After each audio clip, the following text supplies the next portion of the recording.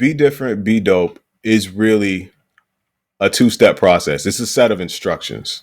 It's more like a reminder. It's not just a tagline. So in terms of sound design or production, to me, I like music and I like sounds that have a what the hell is that type of thing about it. Like a beat where you're like, wow, what is that? Like who did that? You hear a beat every now and again, you just get that feeling. So I always want to embody that. So be different, of course, develop your own signature style. And that's what makes people be like, yo, what is that? Or it makes you identifiable. But you can be different for the sake of being different. And as I say, then you're just being weird. You got to have some type of parameters on it. You don't just be left for the sake of being left. So be dope is kind of the check and the balance for that. Be different, but make sure whatever your different or unique thing is, you are dope as hell at it. And the way you determine that you're dope as hell at it is a person can hear whatever it is you do and it not even be their bag. And they have to give it up to you to be like, wow, I'm not even into that. But I could tell like you are the guy or you are the girl when it comes to that thing. Always related to food. And I'm like, it could be a sushi thing. Like if you're not into sushi, but you could just watch somebody like making sushi and you could be like, wow, you are that guy or you're that chef when it comes to sushi. That's not even my bag, but I could tell like you are just dope as hell at it. So be different, be dope. It's just a set of instructions. It's really the rules to live by in life for me, but more specifically, production and sound design.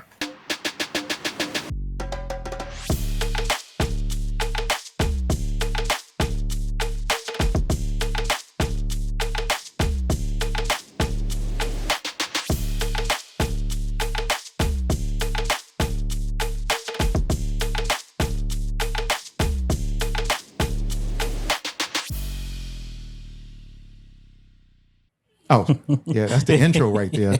I love that intro, even though I didn't produce it. But oh man, ladies and gentlemen, welcome back to the Indie Unplugged. Of course, I am B Vaughn. I'm Johan Say. And tonight we have an amazing guest.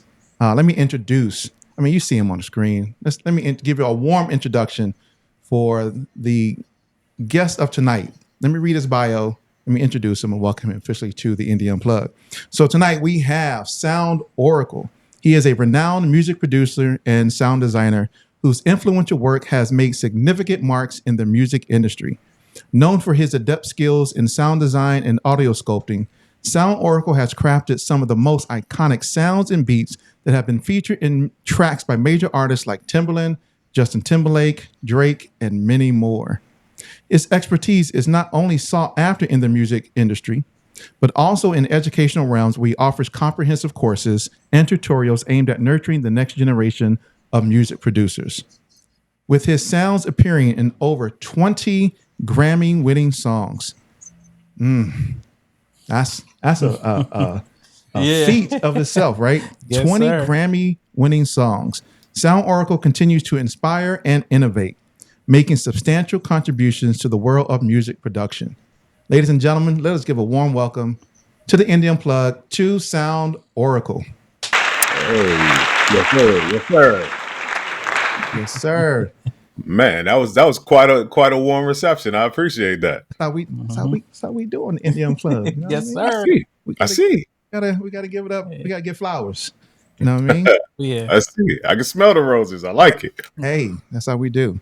So let's, as I always ask every single guest, kind of talk about your music journey, how you got into music production, sound design, and more specifically, what were some of the key moments that shaped your career? Oh man, I remember it like it was yesterday. Literally, I was probably 5 or 6 years old, and I remember hearing hip hop on the radio for the first time. I was at a cookout. This is how much I remember it. I was at a cookout at my aunt's house. I forgot what song came on the radio, and instead of going outside, I was just kind of stuck in front of the radio. And I remember my mom she asked me what was wrong because I must have been looking kind of like just distraught and fixated, and I was just like, "What is? I want this song." Mm. And from there, that's when I fell in love with hip hop. And when I was about 9, I learned that you could record yourself on a boombox. My god sister showed me that. And I think even though that wasn't production, that is what triggered my love for production. Mm. So I went on. Of course, I love hip hop. I didn't know what a producer was. I wanted to rap. So I was a rapper who retired at the tender age of 14, 13 or 14. Mm-hmm. But whatever year, I know it was 1992 is when Mecca and the Soul Brother, I believe, came out. Mm-hmm. And that's when I started kind of realizing more what a producer really does, and listening to Pete Rock made me want to be a producer. And as a rapper, I had a crew, and I used to go digging for my own records with my crew. Even though they made beats for me, I knew how to dig for records, and I had a record collection before I knew how to produce or I had any equipment.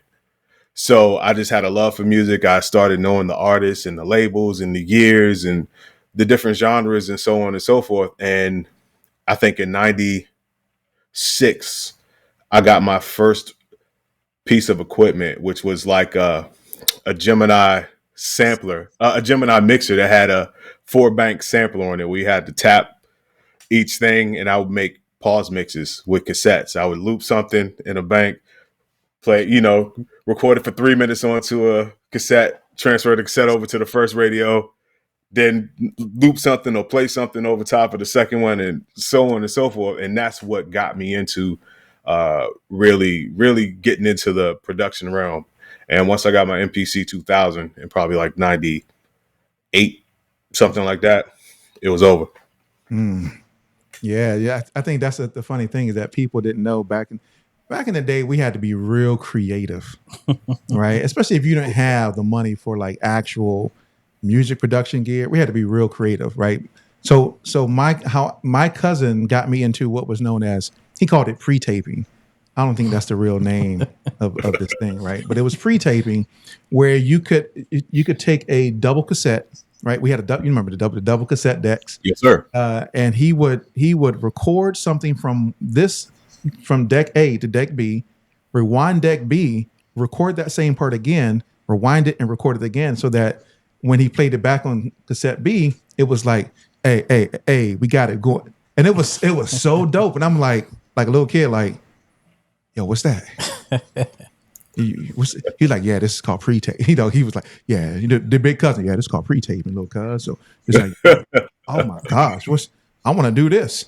So yeah, you're right. So without really knowing what a music producer is, you had to figure out all types of stuff. Bro.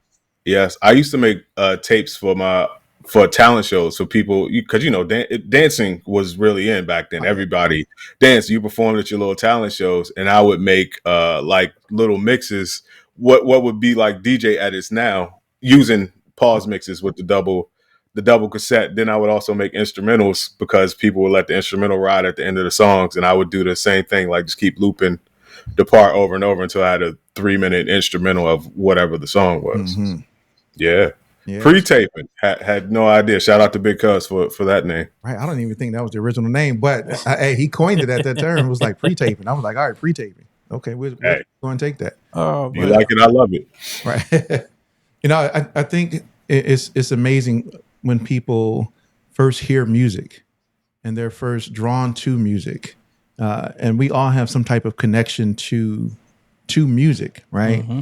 And I think that, thank God for parents, because right, parents growing up, like I'm a 70s baby, right? Yeah, and so my mom and aunt were always in the living room playing music, doing the hustle, right? Oh yeah. Dancing. I'm like, what y'all doing down there? They got spinning around in the living room. I'm like dancing. I'm like, yo, what is going on? But it drew in that affinity for music. Like, wow. So it's I think people have that experience early in the beginning. Mm-hmm. It's like they're drawn to certain music. Do you remember what the song was that you were like, oh man? I want to say it was Lottie Dottie. Ah. Oh man. I think it was Lottie Dottie, if I'm not mistaken. Oh yeah, I remember that Yeah. too. Yep. That was my joint. And then my mother took me to the Wiz on F Street in DC and got me Lottie Dottie. And of course, Lottie Dottie was the B side of the show. You Mm-hmm. know, Slick Yep. Rick and Dougie Fresh, great song. So I mean, for a single, that was amazing. To be probably the first album that I owned or had of my own. That was a great start. I don't know what year that came out. I want to say maybe 86 or so. I could be a little off, but I mean, then it was, then LL Cool J radio and Mm-hmm. all types of stuff. And that's how I got my start. And that's the hip hop I fell in love with. And even as a kid, I loved hip hop so much it couldn't come out fast enough or be played on the radio fast enough for me. So I started going back even further and asking my mom to get me older stuff. So then it's Pee Wee's Dance by Joski Love or Mantronic stuff or Whop It by B Fats or any of that stuff. I was just so hungry for this type of music. I didn't care how old it was or how new it was. I just knew I loved it and I had to have all of it. Right. Yeah, that's wow. Pee Wee's dance. Wow, Pee Wee's dance. Bruh.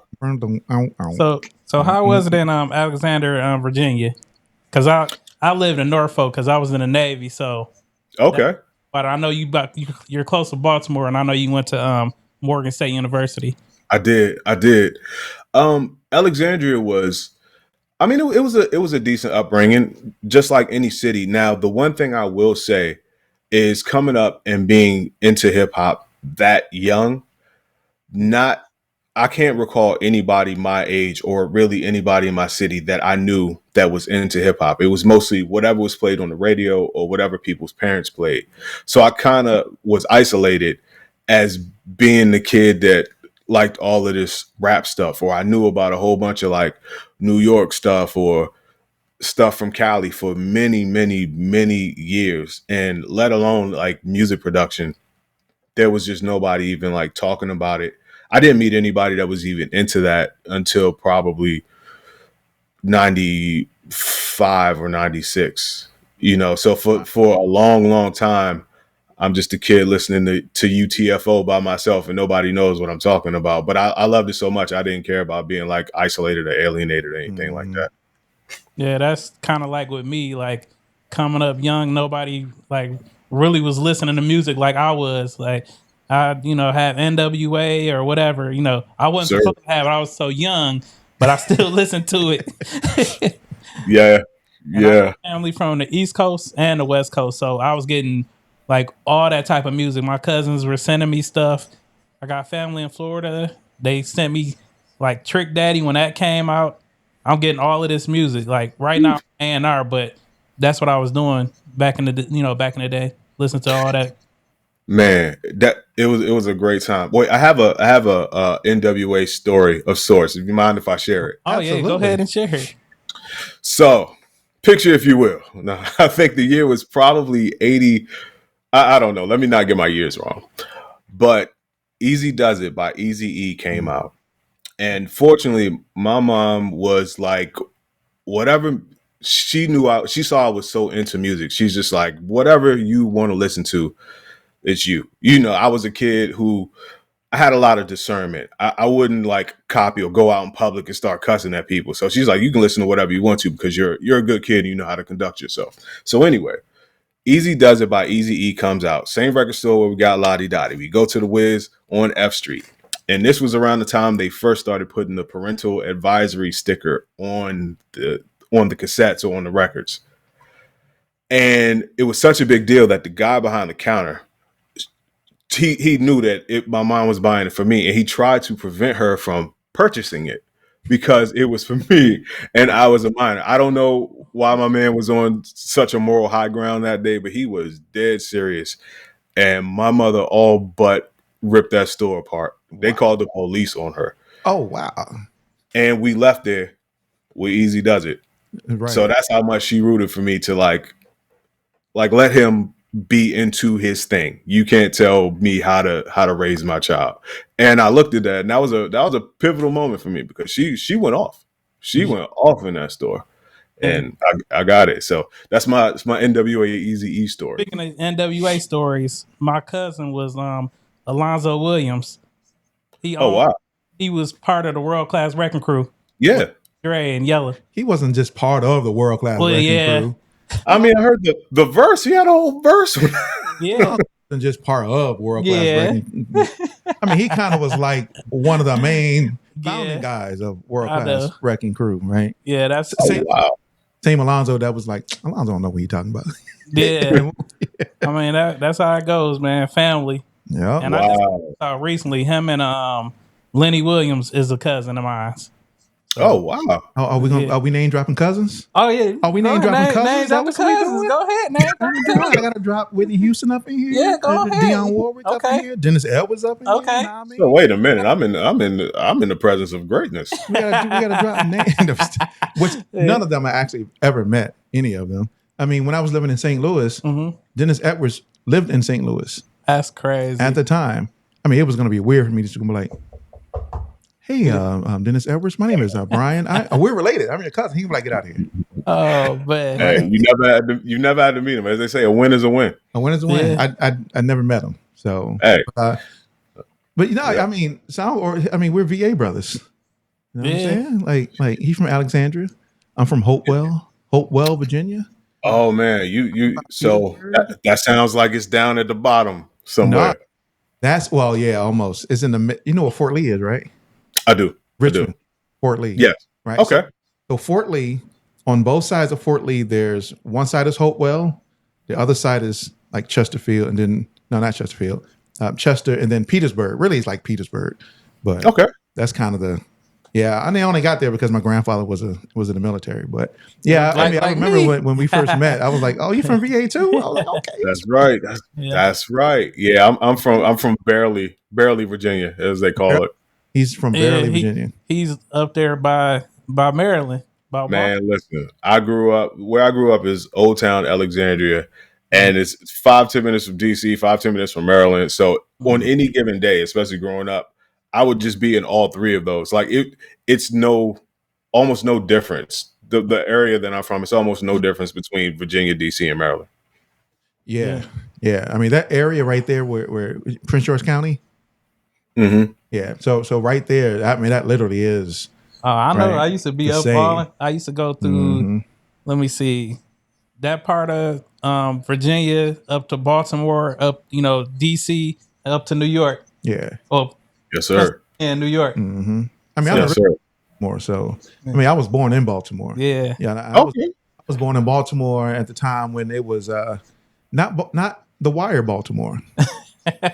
You know what I mean? Like, man. yeah. Like my peoples live on right off North Avenue.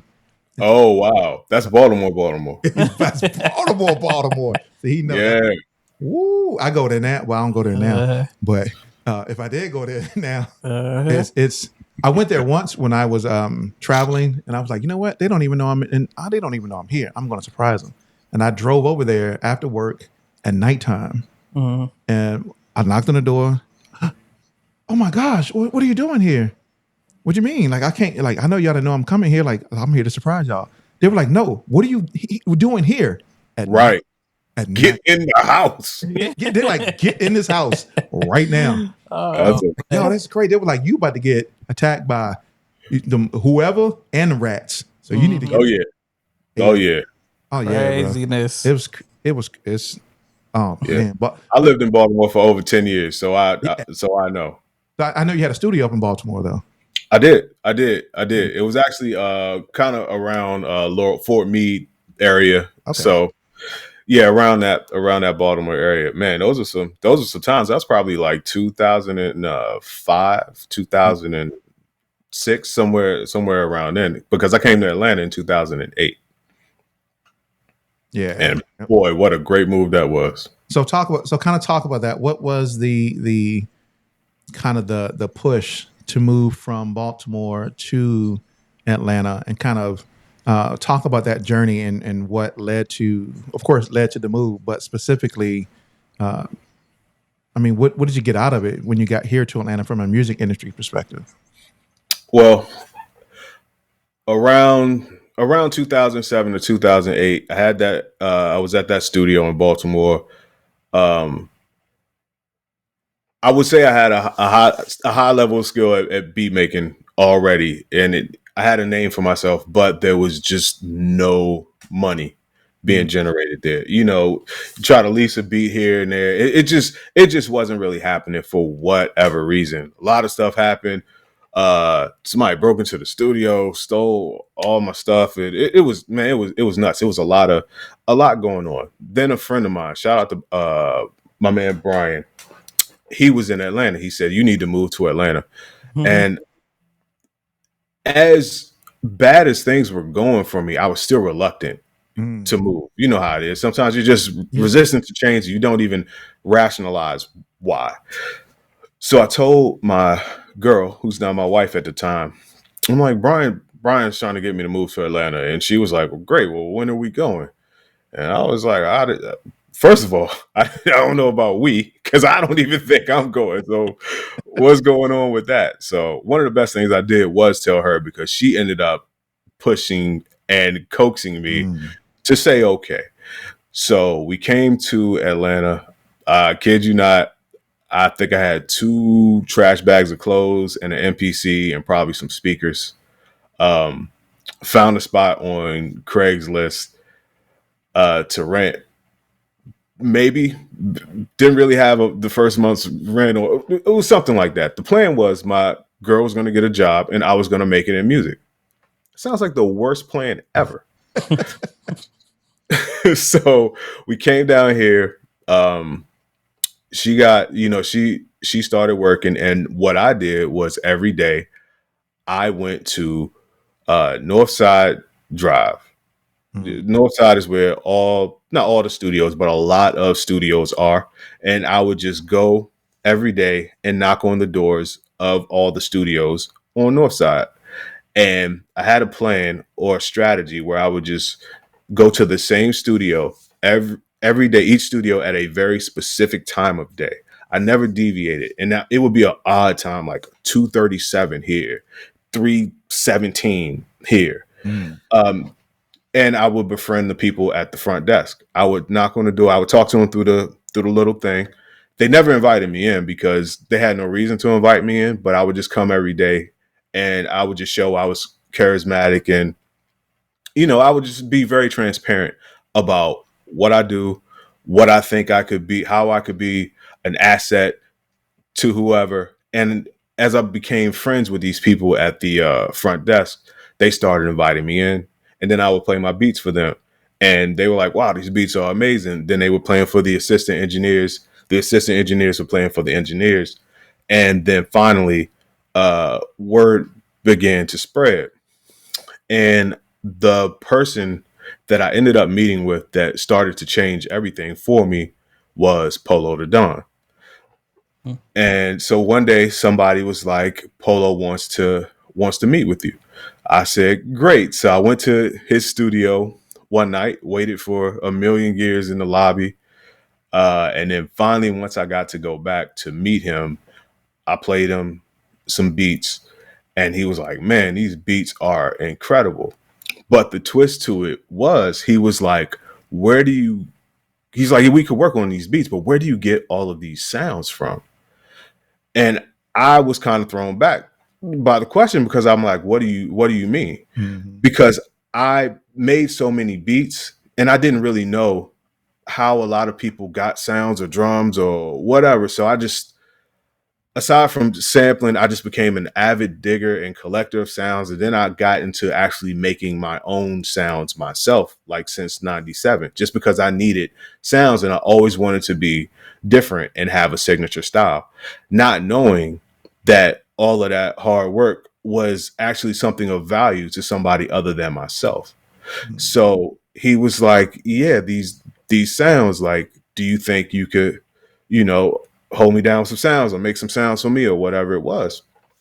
And I was like, okay, sure. So my plan was to, here's some sounds and you pay me for them or whatever. He was like, no, like every month, like continuously, like all the time. And I was like, wow, okay.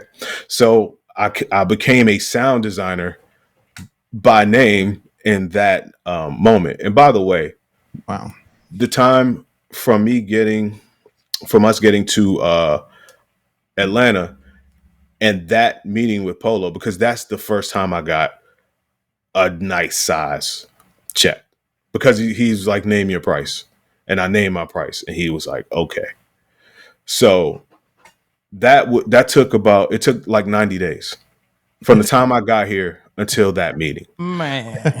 And now if you think about this, where I was, it was hard to make $100 here or $500. It was all about the location. And of course, this is 2008, so the internet wasn't what it was at the time. And the thing was, when I was in Baltimore, I believed in my level of skill.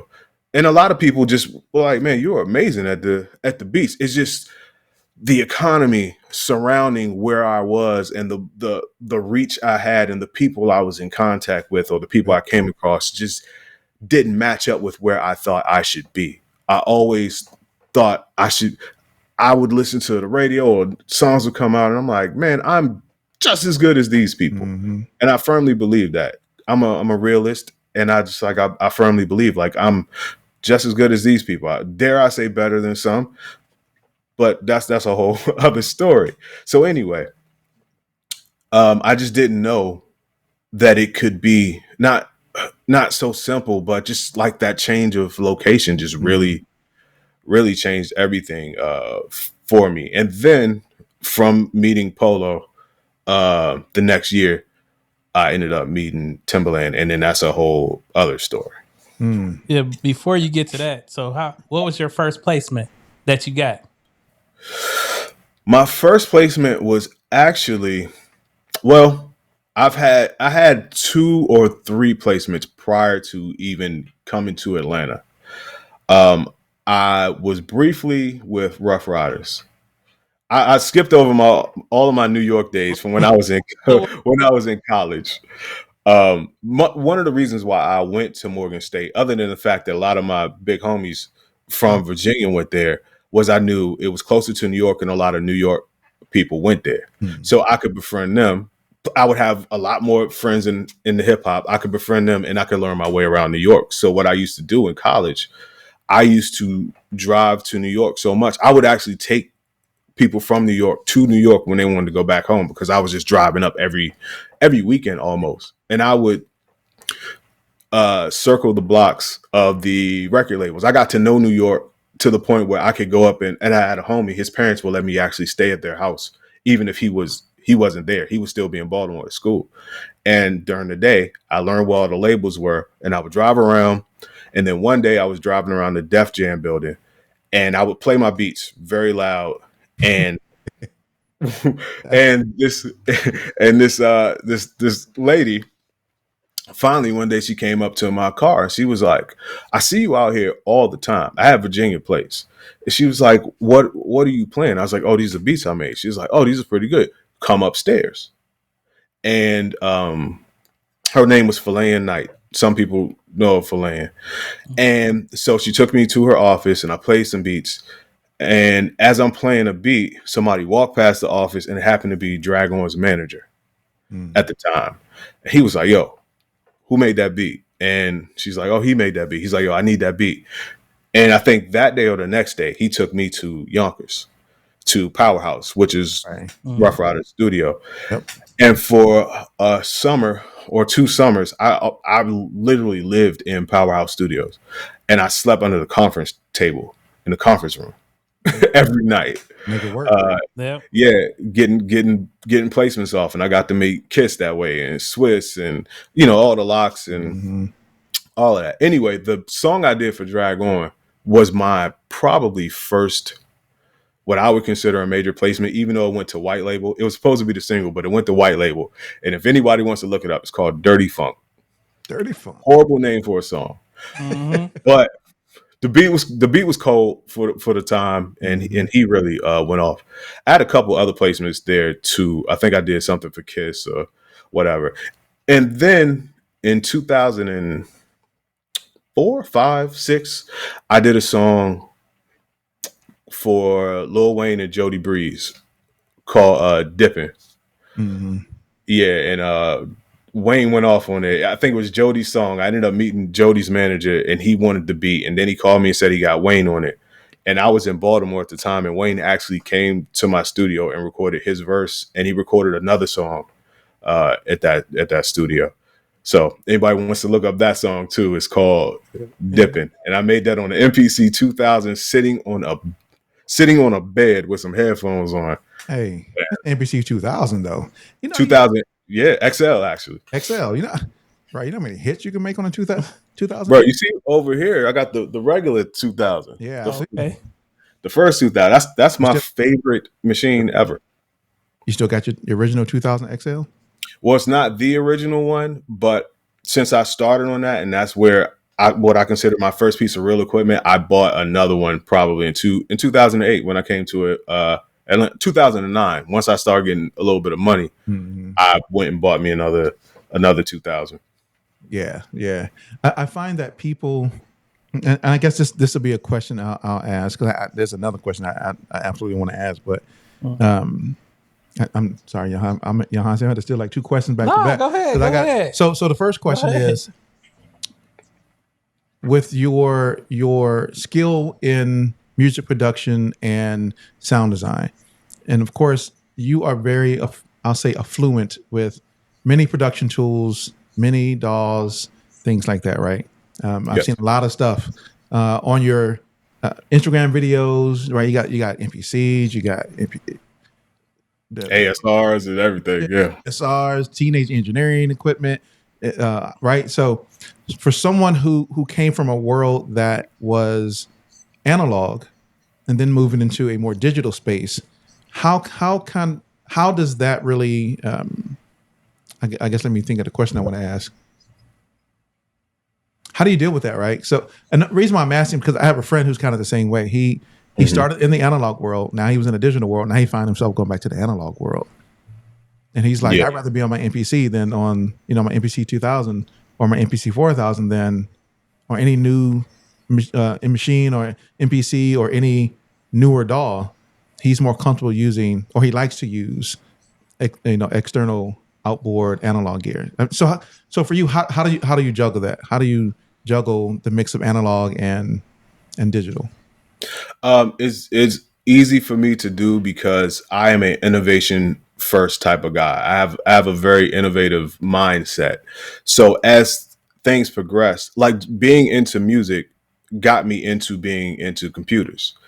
Once I figured out I could record something off my MPC onto a computer or vice versa, this had to be way back in the day, maybe like 98, 99, something like that. Um, Shortly after that, I was building desktop computers and of my own and building computers for people. Mm. Just I've always really been into technology, and it just so happens that at the time of the 2000, that was the technology. But that's not where I stopped, even though I was comfortable there. As technology progressed, I've always been an early adopter, so that way I found myself to always be comfortable on whatever the newest thing was. And the more things you get into, you see that they're not very different. We just have a collection of things that all do the same stuff, just in a slightly different way. So, uh, also, when it comes to using like DAWs and other things, I love analog. I love computers. And the thing is, you don't have to be an either or person, in my opinion. I use Ableton, but I also will have my MPC 2000 somehow routed into there with somehow the SP404 or anything like that. And when it comes to computers, like Ableton is my DAW of choice, as people know, because it allows me to be as creative as I want to be. I can make outrageous racks, and I've recently, and maybe we'll talk about it later, I've We will. recently partnered with Ableton, Oh and yeah. that's because I came from being an avid consumer and user and got into it so much that I started pushing the limits of Ableton. I made a AI for an AI that used Ableton. You could talk to it, it would talk back, and it would do Wow. what it asked you to do. And I did that in Well, 2014. Yeah, so I've just always been See? into technology like that. And the thing is, I love music because to me it's 50% creative and 50% science. Mm. You know, it's a lot of math and it's a lot of factual thing. Y'all Mm. remember the game Mousetrap? Yep. Hmm. As a kid, I was a Mousetrap type of kid. I had that game, but I would just turn anything in my room to that. This thing is going to hit off this thing and make this happen. And there's a lot of complex things to make one thing happen. And that's my mindset when it comes to Ableton or other dolls or building racks or just building complex systems or making complex things happen with the press of one button by understanding the inner workings of how things are. So to answer your question in a nutshell, it was easy for me to adopt because as creative as I am, I'm also that scientific. So music was the best choice for me. I couldn't be in anything better. Wow. Okay, so the tag on question to that then is right along with what you just said. So throughout your career, you've seen the evolution of music production tools and different platforms, especially with the introduction of generative AI. Right, you kind of talking about that. So Yes. how should independent artists and producers adapt to these changes to stay relevant and innovative? I think you have to look at AI as a tool. A lot of people look at it from a fear-based perspective of it replacing things. And granted, some people will try to use it to replace certain things, but AI is no more a danger than a hammer is a danger or a screwdriver is a danger. Right. You know what I mean? People thought the microwave was a danger. Microwave oven was So the dangerous. computers were dangerous. Hmm. Yeah, people thought computers were dangerous. You have to. It's all about perspective for me. And Mm. now, if you are a person that is looking to take, for lack of a better word, a lot of super duper shortcuts and those types of things, then yes, maybe you are looking at it as I just want to make a beat, have this make a beat for me. Right. Whereas Right. someone like me, I'm like, no, everything that I know how to do, and I'm very into AI. Hmm. So Me too. somebody like me, I'm like, wow, this is an enhancement. It's not a replacement for me. It's not. Also, it's not a super duper magic pill Right. either. It's the difference between one day you had a screwdriver, now you have a power screwdriver. Now you could just build more faster in a more efficient way. It makes you more efficient. It enhances the abilities that you already have. Now, if you don't have abilities already, then you're at the whim of what it can do, and you don't look at it from what you can make it do. Right. If that makes sense. Yeah. Yeah. I saw I just got introduced to a website called Udio. Yes. Man. Now, there would be people who would go to Udio and look at that and go, "Oh my gosh, this is going to take away music producers' job."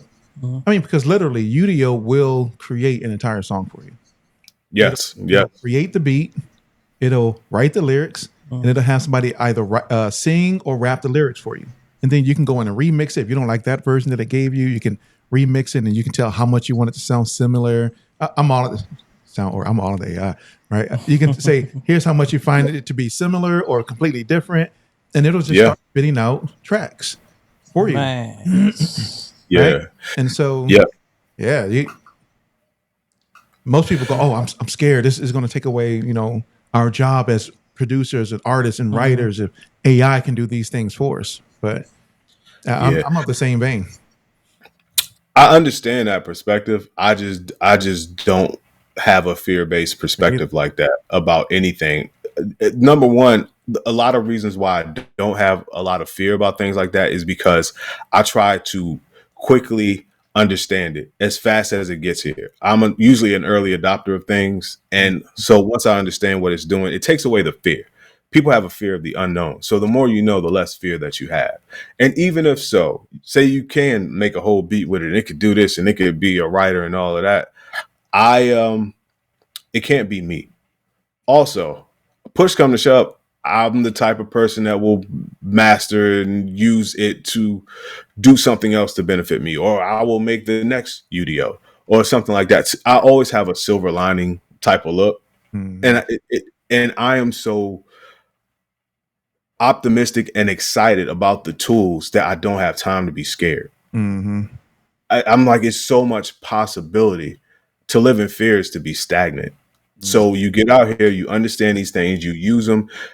You get involved. You get your hands in there. You get your hands dirty with it, and then you can figure out ways to use it to benefit you, to do all types of things. As long as you stay creative, you shouldn't be afraid of any of these tools. I'm a firm believer too that the cream will always rise to the top. Oh, yeah, for The sure. cream is always going to rise to the top, and where there's a will, there's a way. And as long as I have my intelligence, I will figure out a way to stand on top of whatever the thing is that's building. Right. Yeah, I appreciate that because I'm the same vein. It's like, okay, great. It's generative AI, but how can you use it? You don't have to be afraid of it, right? It's not the Terminator, right? Like, Right. Right. this ain't Skynet, but you can use it, but don't let it be like something you rely on. Like, oh yeah, I made this whole track. Look at me, I'm a producer. Well, first of all, no, you're not. Second of all, you had this AI make the whole thing for you. And third, it sounds real muddy. That's when I was playing around with Udio. It does not sound like how an actual album sounds. It still sounds muddy. It doesn't really Right. sound mixed. There's no panning. I mean, it just doesn't sound clean. But can you make a song from it? You can. Does it sound really good? As far as what, I'm gonna tell you what. My wife was in here one day, and I was like, "Babe, you got to check this Udio thing out. This thing is crazy." She was like, "All right, show me." And so she was sitting here in the chair, and I wrote in it because you have to give it prompts. It's kind of like Chat GPT, right? You got to give it prompts. Right. Write a song about a woman sitting in the chair, and that's literally, I said, write it as a style like Bruno Mars, right? And it spit out this 33-second track, and it actually was dope. She was like, "Yo, send that." She was like, "Send that to me." It literally Put that on the playlist. she don't put that. I need that. It actually was really dope. But could I say that was something that a person created and made and put their blood and sweat and energy and time into crafting that? No. I mean, could No. somebody out here go, "Oh, look, I'm a producer. I made this." I can guarantee I'm gonna tell you what people are gonna do because they've already started talking about it. I watch a guy on I don't actually even know his name, but he has a channel called Digging the Greats, right? I love his Oh yeah. channel. I'm familiar. Oh, yeah. Amazing, right? And he did a video on Udio talking about it. I saw it. He said, "What I'm gonna tell you, what people are gonna start doing with this is that they're gonna start creating like those lo-fi chill channels on YouTube with all just Udio music, Yeah. 'Cause it's getting bloody. paid and getting paid from it." Now, I don't know Yeah. what the rights are or the publishing or the terms of agreement or use or any of that with it, but they say it's royalty free. I don't know. I'm still like, I don't know about that. Yeah, it'll get tricky. They'll strike the right nerve with the right person, and then tons of legislation will start to swirl around, and then it will land somewhere on what, because right now it's really the wild wild west. Right. And I'll say two things too. Number one, I hate to be the bearer of bad news for anybody with a fear-based perspective, but this, I believe, is still the infant stages of this. It's going to get better. Like now you hear the artifacts and it may be off a little bit and so on. It's going to get better. And if anyone knows Moore's law, it's going to get better exponentially faster. So I'm guessing within 2 to 3 years, maybe 4 years, we may be at a point where it's indistinguishable from what a human would do. Um, so you could take that for, you know, be happy and get prepared to use it or build a bunker. It just depends on what you want to do. The second thing I'll say too, in terms of putting in the prompt and it spitting out the thing, if someone were to say, I produced that, somewhere in my heart, I'm like, no, you didn't. Oh, you did. But technically, think about it like this. If you walked into a room with all the capable musicians, songwriters, and singers, and you yelled out that same exact prompt into the air, those people would make that same thing. So technically, yes, from a Quincy Jones's type of perspective, hey guys, make a song about a woman, make it style of Bruno Mars, make it this, that, and the third, and they do it. What's the difference? Yeah. That's facts, though. That's facts because you and they just came out with a new update too on Udio. On Udio now you can do some extra other stuff in there. Now, and you're right, it is exponentially going to get better and faster. Yes. I'm going to tell you, Udio is going to be right now. It's in beta, right? So anybody can just go there and use it. It's going to kind of be like Chat GPT for music because when Chat GPT first came out, it was all free. Now, if you want the extended Chat GPT 4, you got to pay for it. Now you got Chat GPT 4, I guess 4.0. For little O, They, right? 4.0. they just came out with the 4.0. They just like in the last couple of days, and now Chat GPT 4, the capabilities of Chat GPT 4 will be available for free users. Yeah, Uh, exactly. right now. I'm gonna start paying $20 a month. Yeah, I paid the 22. I paid $59 for a whole year. So Oh, you came up. But listen, I paid the $20 a month too. Now the two differences, and not to turn this into a Chat GPT thing, but I'm a big user, and I'm really into chat and all of that stuff. The reasons why you would stay paying the 20 is because they've raised the usage limits. You can only do like the 40 every 3 hours or whatever. Now it's like 80 per hour. Whereas the people that get it for free, they have that limitation. And the people that pay the 20, you'll have access to some of the more visual and audio enhancements that are coming out. They're going to roll them out slowly, but they started with this 4.0 model. So if you want to drop the 20 a month, that's cool. You'll kind of just be at where you were with 4. But me, the 80 an hour that's enough for me to keep paying the 20. Who knows what else that 20 will get you access to in the very near future, because as we said, exponentially things are getting better, things are getting faster. So I'll pay the 20. I get my 20 back tenfold all the time. So they can keep getting it.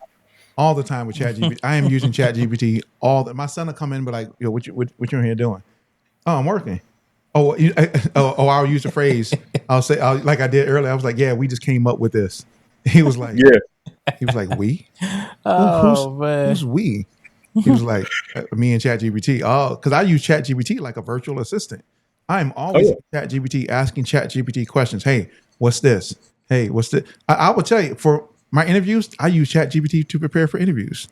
Right? Yes. Like I was telling Beyonce earlier. Literally, I'm gonna tell you this, right? I do this for every interview. Well, since ChatGPT came out, I will go. I'm giving away the secrets right here. Yeah, come on, sauce it up, man. That's what we're doing. Look, for this interview, I went to chat. I got prompts, right? So I was like, I'm going to be interviewing. I want you to act as like a researcher. I am going to be interviewing Sound Oracle on my podcast, The Indie Unplugged. I need to ask him questions about his journey in the music industry. I want you to search the internet for everything related to Sound Oracle. And then based upon the information that you find, I want you to first write me a short bio, which I read, right?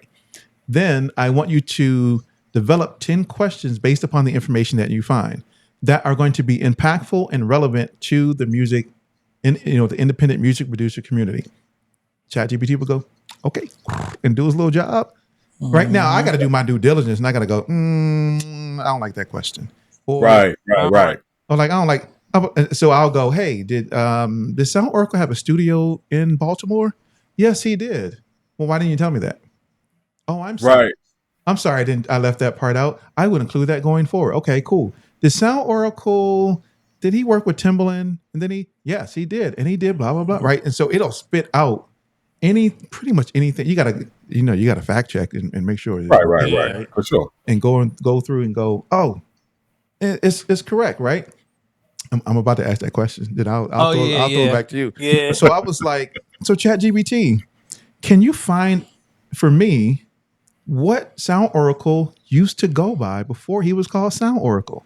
Ooh. Yeah. And it was like, Sound Oracle used to be known as Anomaly.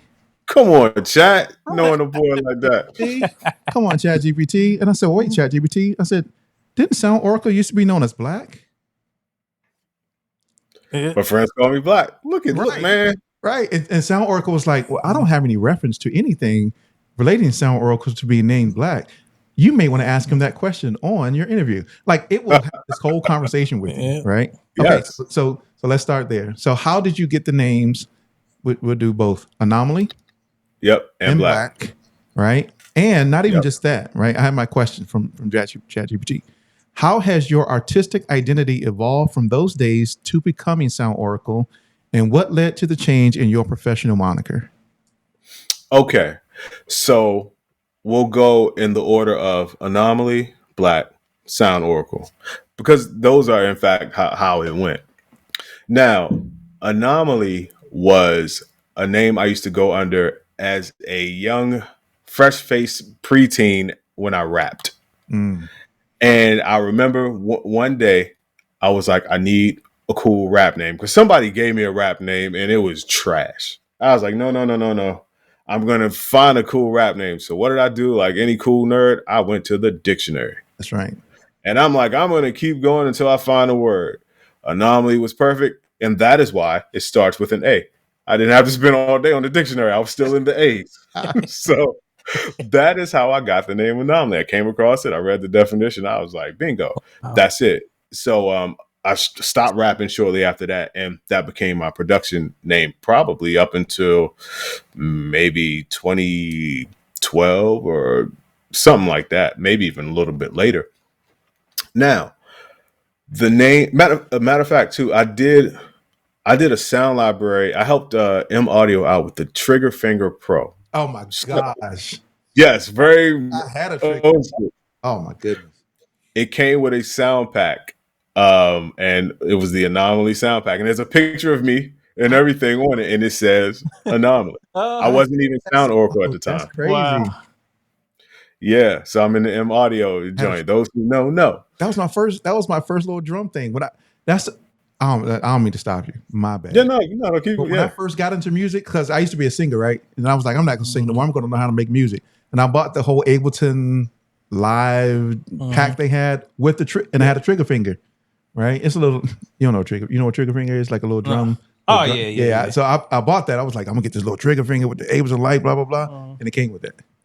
Yep. I have So no. yeah, Wow.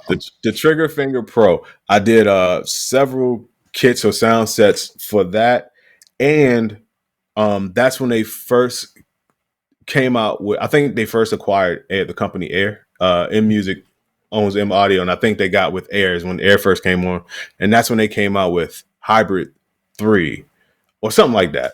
Mm. Anyway, and I did presets for Hybrid 3 as well. Some of Wow. the first Wow. presets for that That's as well. I don't even remember what year that was. So to move on with the question, the name Black, that was never a professional or performative name for me.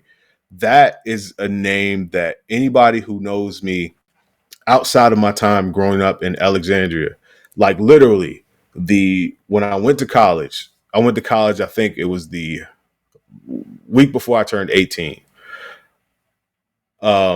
Everybody in Alexandria knew me by my real name.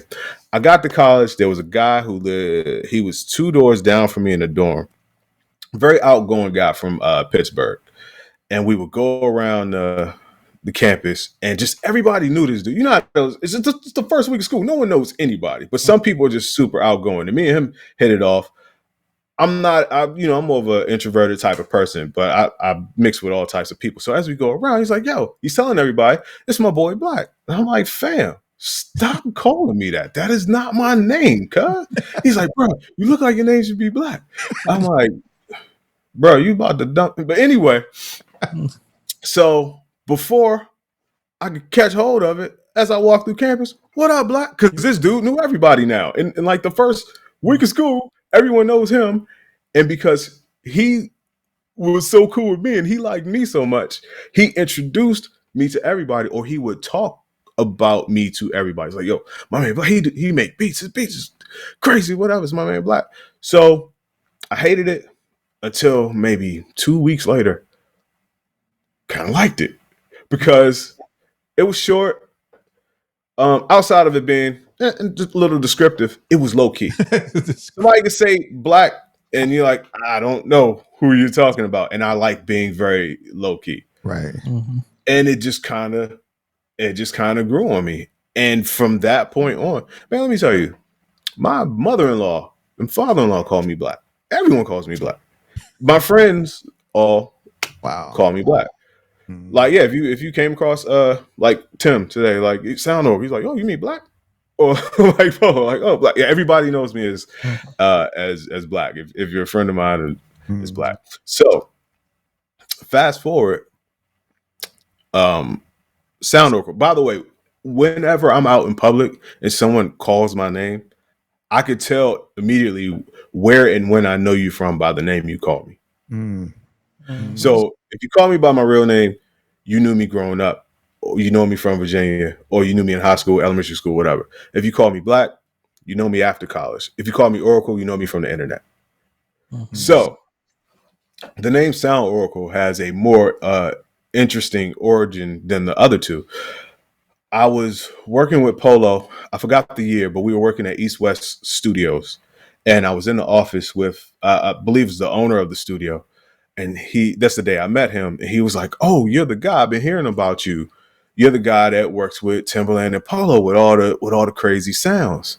And I'm like, yeah. He's like, man, you're like, he's like, everyone comes to see you because whenever it's time for like a major project to kick off, anybody that worked with them or other producers that I work with, you could say a project is about to kick off and people are like, yeah, great. But they knew once I showed up, that meant it was official. Once I got flown out, they're like, oh no, we're really starting this project because Black is here. So he was like, you're like the Oracle. And I was like, like, yeah, from the Matrix, that's pretty funny. But I didn't even want to use it. It kind of went over my head, or I shrugged it off. And it wasn't until a few years later when I wanted to get on Instagram and Anomaly was taken. And then it just immediately came to me. I hadn't thought about it in years. The guy was like, oh, you're like the Oracle of Sounds. So as a temporary Instagram handle, I was like Sound Oracle. And it just stuck. It was literally a Instagram handle. Wow. Yep. Yeah, wow. Yeah, Like, yeah, that's crazy. Just how they come up, Sound Oracle. Okay. Yeah. And it didn't even sound that dope to me at the time, but it's cool. And it also gave me something to live up to as well. I thought it described me as the more I thought about it. And you can't be slacking with a name like Sound Oracle. You gotta live up to that. So I'm like, oh, it gives me something to always live up to. So, and I've been loving it ever since. Oh yeah, that's what's up. You ever work with Neo? Yes, I have. I produced on Baby by Me by 50 Cent. And Neo is the hook. He sings the hook on that. So the Baby by Me that everyone knows is really the remix. And Neo is on that. Yeah. And I think that's the first, maybe the only time I work with Neo, but I know it's definitely the first. Because that's how Neo got his name. What's from? Really? From the Matrix? Yeah, because I think there was a story I heard with him talking about the origin of his name, and somebody said that he was like Neo because he could see music like how Neo sees the little squiggly lines or the little code in the Matrix. Fire. Man, so that's fire. That's why I asked that question. The Oracle, and of course, Neo always went to the Oracle when he had some kind of some insight he needed to get. That's cool. Well, yeah. For all I know, we teamed up on that one song, and it was a single, and it was a low key smash. So yeah. Oh, Neo on the Oracle. Yes, sir. Now they about to make a Matrix 15 or whatever is about to come out here. And are you serious? Yeah, bro. Matrix is about to turn into what? Better than 4. 4 was trash. Right, 4 was trash. Yeah. Matrix is about to turn into what? What's your boy? They got like 18 movies out right now. Fast and Furious. Fast and Furious. Oh, are you serious? Turn it to Fast and the Furious. It's about to turn Fast and Furious. I kid you not. Yeah. All right, I'll throw it to you, Hans. I done asked a bunch of questions already. Yeah, like shoot, we pretty much went through all my questions on this list. I had 7 questions. And my bad. I know your government name, but I ain't gonna say it though. My man. Look, that was what. So when he was like, "Yeah, like my government name," I was like, "I'm not gonna say it. I'm not gonna say it," because that was the one thing ChatGPT could not find. There you go. ChatGPT know about Black, but they won't know about the government there. And so, but the internet has it out there somewhere, though. Oh yeah, yeah, yeah, for sure. Yeah. And so we were we were And looking for we were looking I'm just being facetious at this point. It's not like a big, huge secret. I'm not a no, conspiracy no, no. guy. But it was like it was like the mystery though, you know, because you can look up most people, Yeah. you know, from their producer moniker, and then Yeah. you can tie it back to their they real name. name, right? Yeah. Oh, okay, you Yeah, know, man, I'm 5 names deep. You got to go back. you got to go back 5 names, Yeah. 6 names Yeah. deep Yeah. to get to his real name. It was like, oh my Yep. gosh. That's a But that's fact. that's the mystery, right? That's the mystery of the Oracle, because you never knew the Oracle's real name either. Yeah, Yeah. That's why your yeah, name is so dope. That's man. man. Yes, sir. Mhm. All Yes, right, sir. so let's talk about the shirt. Let's talk about the shirt. Oh yeah, Be yeah, yeah, yeah, different, yeah, be yeah. dope. Yeah. Let me, Right. So let I me. noticed this is I Mhm. got the question right here from my virtual assistant. How has the philosophy of be different, be dope guided your approach to sound design? And what practical steps can independent artists take to embody this philosophy in their work? Um, well, be different, be dope is really a two-step process. It's a set of instructions. It's more like a reminder. It's not just a tagline. So, in terms of sound design or production, to me, I like music and I like sounds that have a what the hell is that type of thing about it. Like Mhm. a beat where you're like, wow, what is that? Like who did that? You hear a beat every now and again, you just get that feeling. So I always want to embody that. So be different, of course, develop your own signature style. And that's what makes people be like, yo, what is that? Or it makes you identifiable. But you can be different for the sake of being different. And as I say, then you're just being weird. You got to have some type of parameters on it. You don't just be left for the sake of being left. Right. So be dope is kind of the check and the balance for that. Be Mhm. different, but make sure whatever your different or unique thing is, you are dope as hell at it. And the way you determine that you're dope as hell at it is a person can hear whatever it is you do and it not even be their bag. And they have to give it up to you to be like, wow, I'm not even into that. But I could tell like you are the guy or you are the girl when it comes to that thing. Always related to food, and I'm like, it could be a sushi thing. Like, if you're not into sushi, but you could just watch somebody like making sushi, and you could be like, wow, you are that guy or you're that chef when it comes to sushi. That's not even my bag, but I could tell like you are just dope as hell at it. Mhm. So be different, be dope. It's just a set of instructions. It's really the rules to live by in life for me, but more specifically, production and sound design. Mm. Yeah, I love the be different, be dope. I wish more people would take on that philosophy and not Yeah, be so cookie cutter. yeah, yeah. A lot of people are cookie cutter. It's more of that fear based perspective. It takes a lot of guts to be who you are. It takes a lot of guts to take the time to find out who you are. Hmm. You know what I mean? So many people now, especially with the short attention spans and how fast things go, people are like, yo, I don't have the time to sit and throw stuff against the wall to see if it sticks. I saw that work for that person and this person and that person. I'm just going to do that. But the thing is, you'll do that for so long, probably without great results, that if you get to a point where you're like, okay, I want to do my own thing, you have to introduce yourself to yourself Hmm. because you never got tapped in with yourself like that. You don't even know what you like. You don't even know what your style is because you've imitated other people for so long. That became your style. Your style became an impersonator. Hmm. Yeah. Oh man. And it's going to take you more time. The amount of Yeah. it took that person to imitate somebody else, right? Now it's going to take double amount of time for them to be able to go back, which they should have did in the beginning, learn about Yeah. themselves, right? Because now you got to put real work in, right, and do a lot of real, self introspective type of stuff to identify who you really are as a person and how you Yeah. communicate that as an Yeah. artist or producer. And listen, especially the older you get, you tend to be very low risk. You Mm. you tend to lose your sense of adventure. You know what I mean? You tend to lose your wonder and your imagination. So you're not really trying to do that if you get older. If you just embrace this as you're younger, I've always been hell bent on having my own style. Of course, I come from a time or a school where no biting allowed, and everybody had to be different, or you just you got ridiculed.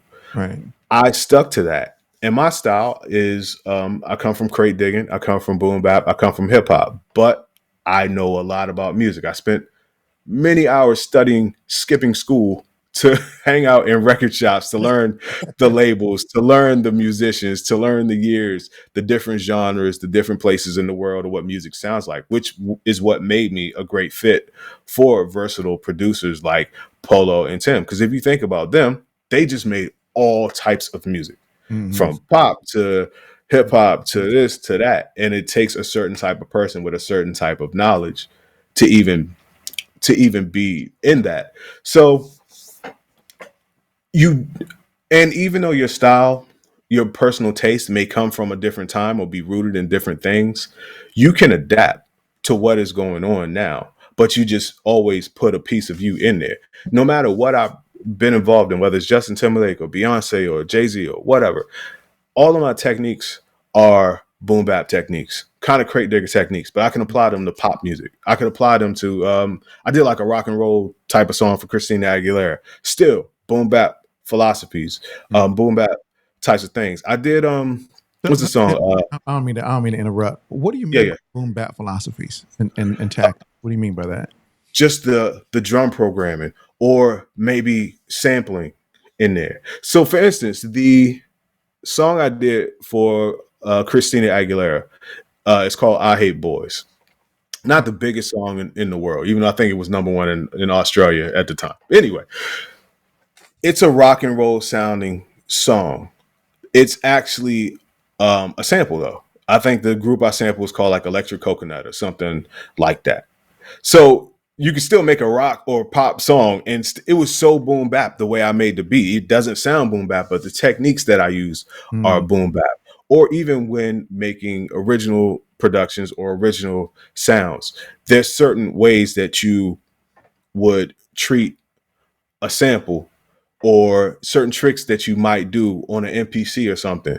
Just because you're not using a sample doesn't mean you can't apply those tricks. There's certain drum swing techniques or there's certain drum shaping techniques that are so super boom bap to me, and I'll use those on a Justin Timberlake type of thing, or just whatever. I always take what's comfortable to me, what I'm good at, and what people have complimented me on, and always apply those to everything that I do, while at the same time looking at what's new.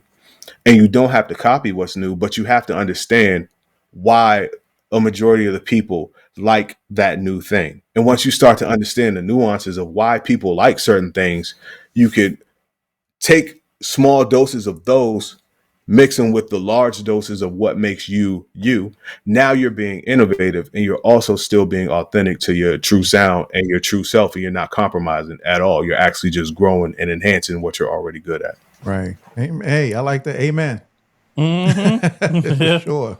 For sure. Amen to that. Because I think that's the thing that people kind of get stuck in, is the fact that they think they have to be exactly like that. And you can still take some of that, right? Take some of what's happening, take some of the things that you kind of see, but put your own spin on it. Mm-hmm. And then put your Yeah. own personality into your own look, design, artistry, production style, and make it like, how did you know a Timbaland beat was a Timbaland beat? Right. You knew it was You a knew Timberland it. You beat. knew You it. knew. Whether I Niggas heard started Right. babies in playing, there or yeah. Godzillas or Yep. trains, There you go. I Yep. knew it was. And when I met him, I was on all of that type of stuff. And now you got to think about it. To take somebody that's already great and so eclectic Right. and to show them new things, or to be like, oh yeah, I know what you used here. I know what you used there. Even in cases where he might not even know what he used, I knew what it was. And Mhm. I'm like, but here, check this out. Check this out.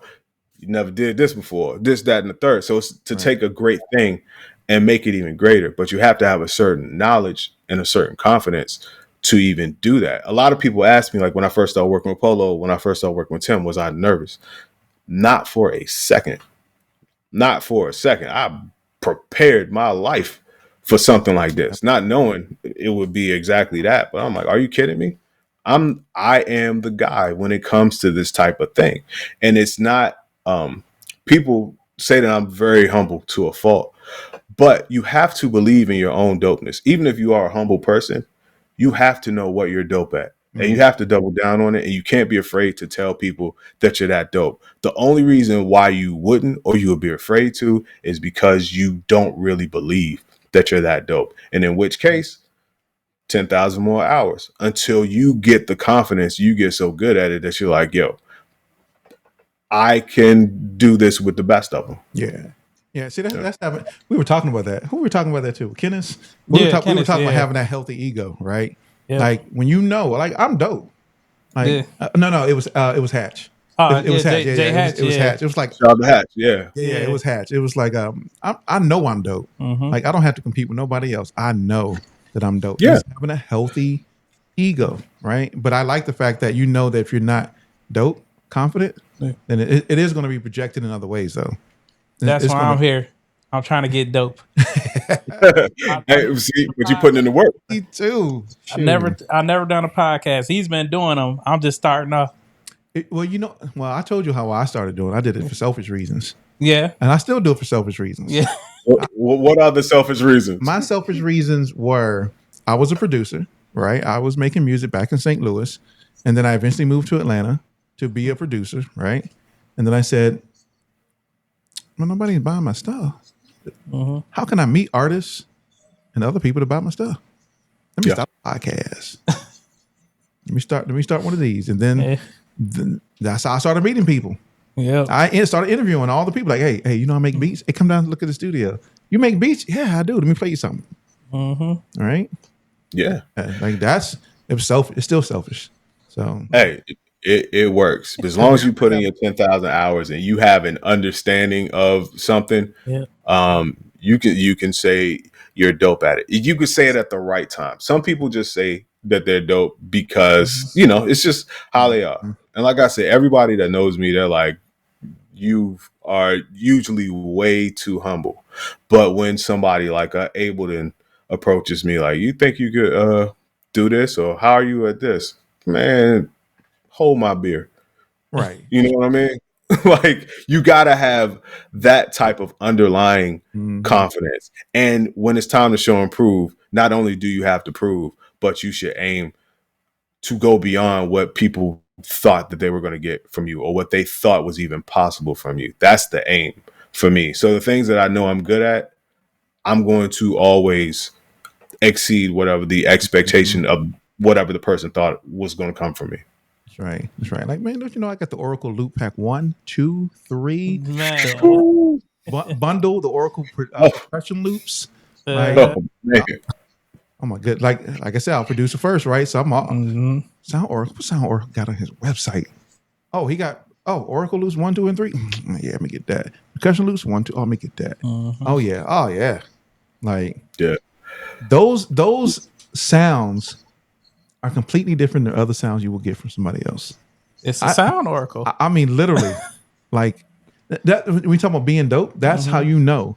It's because you can listen to any other like drum pack, sample pack, and go, okay, that's cool. You listen to Sound Oracle packs, you were like, man, what in the world? What do you put in here? Like the percussion? The percussion loops one is ridiculous. They're all fire, but the percussion loop one is. My man got like one in there called like the I don't remember the name, but it's like kitchen utensils like in there. Like, it is, but it's so crazy though. But like I said, I like to get that reaction of like, yo, what is that? Like, yo, what is that? You thought you were gonna get one thing and you got something tenfold. And like I said, going back to if you're gonna work with a Tim, you're gonna work with a Polo, you're gonna Jay-Z, Beyonce, all these people. They're known for top tier, different type of stuff. So you can't just show up with the regular. No. I'm gonna make a loop. I'm gonna get some walkie talkies, and I'm gonna do something with those, and then I'm gonna go outside in some traffic, and I'm gonna do. That's right. I'm gonna hit the basketball court, make a loop with that.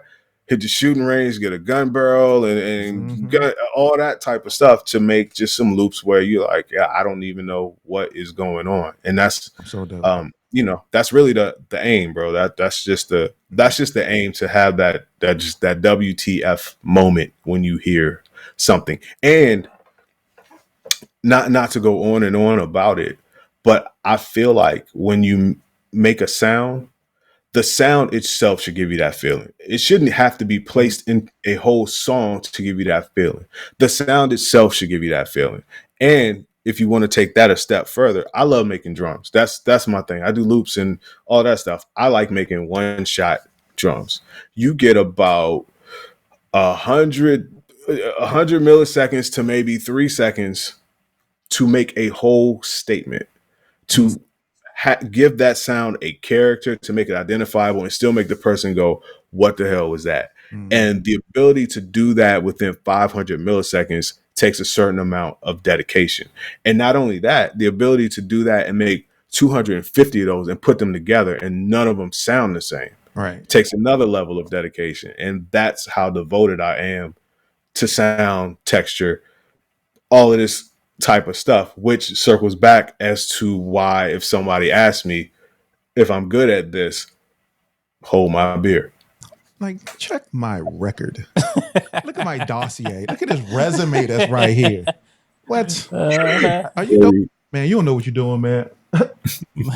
Hold up. Hold up. Yep. Look at Yeah, this. man. Look at I, these 20 plus. I'm sure it's 20 plus Grammy. oh yeah, plus now. Yes. Look at this. Oh, my bad. That's how you know somebody don't know what they're really talking about, who they're talking to when they go, oh, man, you don't really know you don't really know what you're doing. Man, who are you in this industry, man? I'm the. You're like, you don't know that sound, Oracle, bro? Like, Yep. you don't do your But research.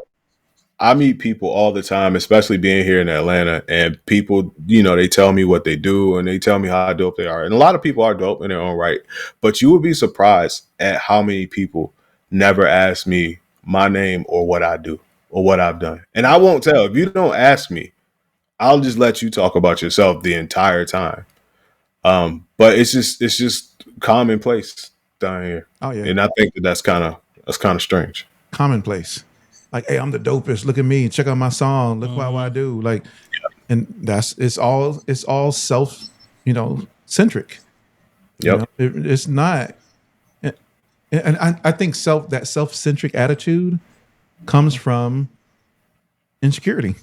I'm always about thinking about what stems from insecurities, and because people project those, and you can kind of see, and you can go, oh, that's why you behave like that, because you're insecure. Oh, no wonder you are out here being demeaning to other people, because you're insecure. Like, Yeah. oh yeah, a lot of stems from insecurity. Oh, Yeah. man. Yeah. Yeah. Look, I got so many questions for you. I know we're running out of time. Yeah. I got so many questions. I want to talk. I mean, if you got time for a couple more, shoot, these are my type of conversations. I'm really enjoying myself. I'm good. I'm glad. Indie Unplugged. That's what we do. We Yeah. have real good conversation. So you're already talking about Ableton. I started Yeah. off using Ableton, right? I went from Ableton to Reason, right? Because my friends use Reason. It's kind of like the peer pressure. Oh, you Right. use Ableton? You ain't using Reason? No, I don't know. You ain't a real producer if you ain't New using reason Reason. about to come out. Yeah, I know. I'm still not gonna get it, but I probably will. See, I'm an A&R, but I probably will. I dabble a little bit in beats. Right. Okay. All right. So I went from Ableton to Reason to like Machine, Logic. And then I got back to Ableton for some time, bought the push, sold it.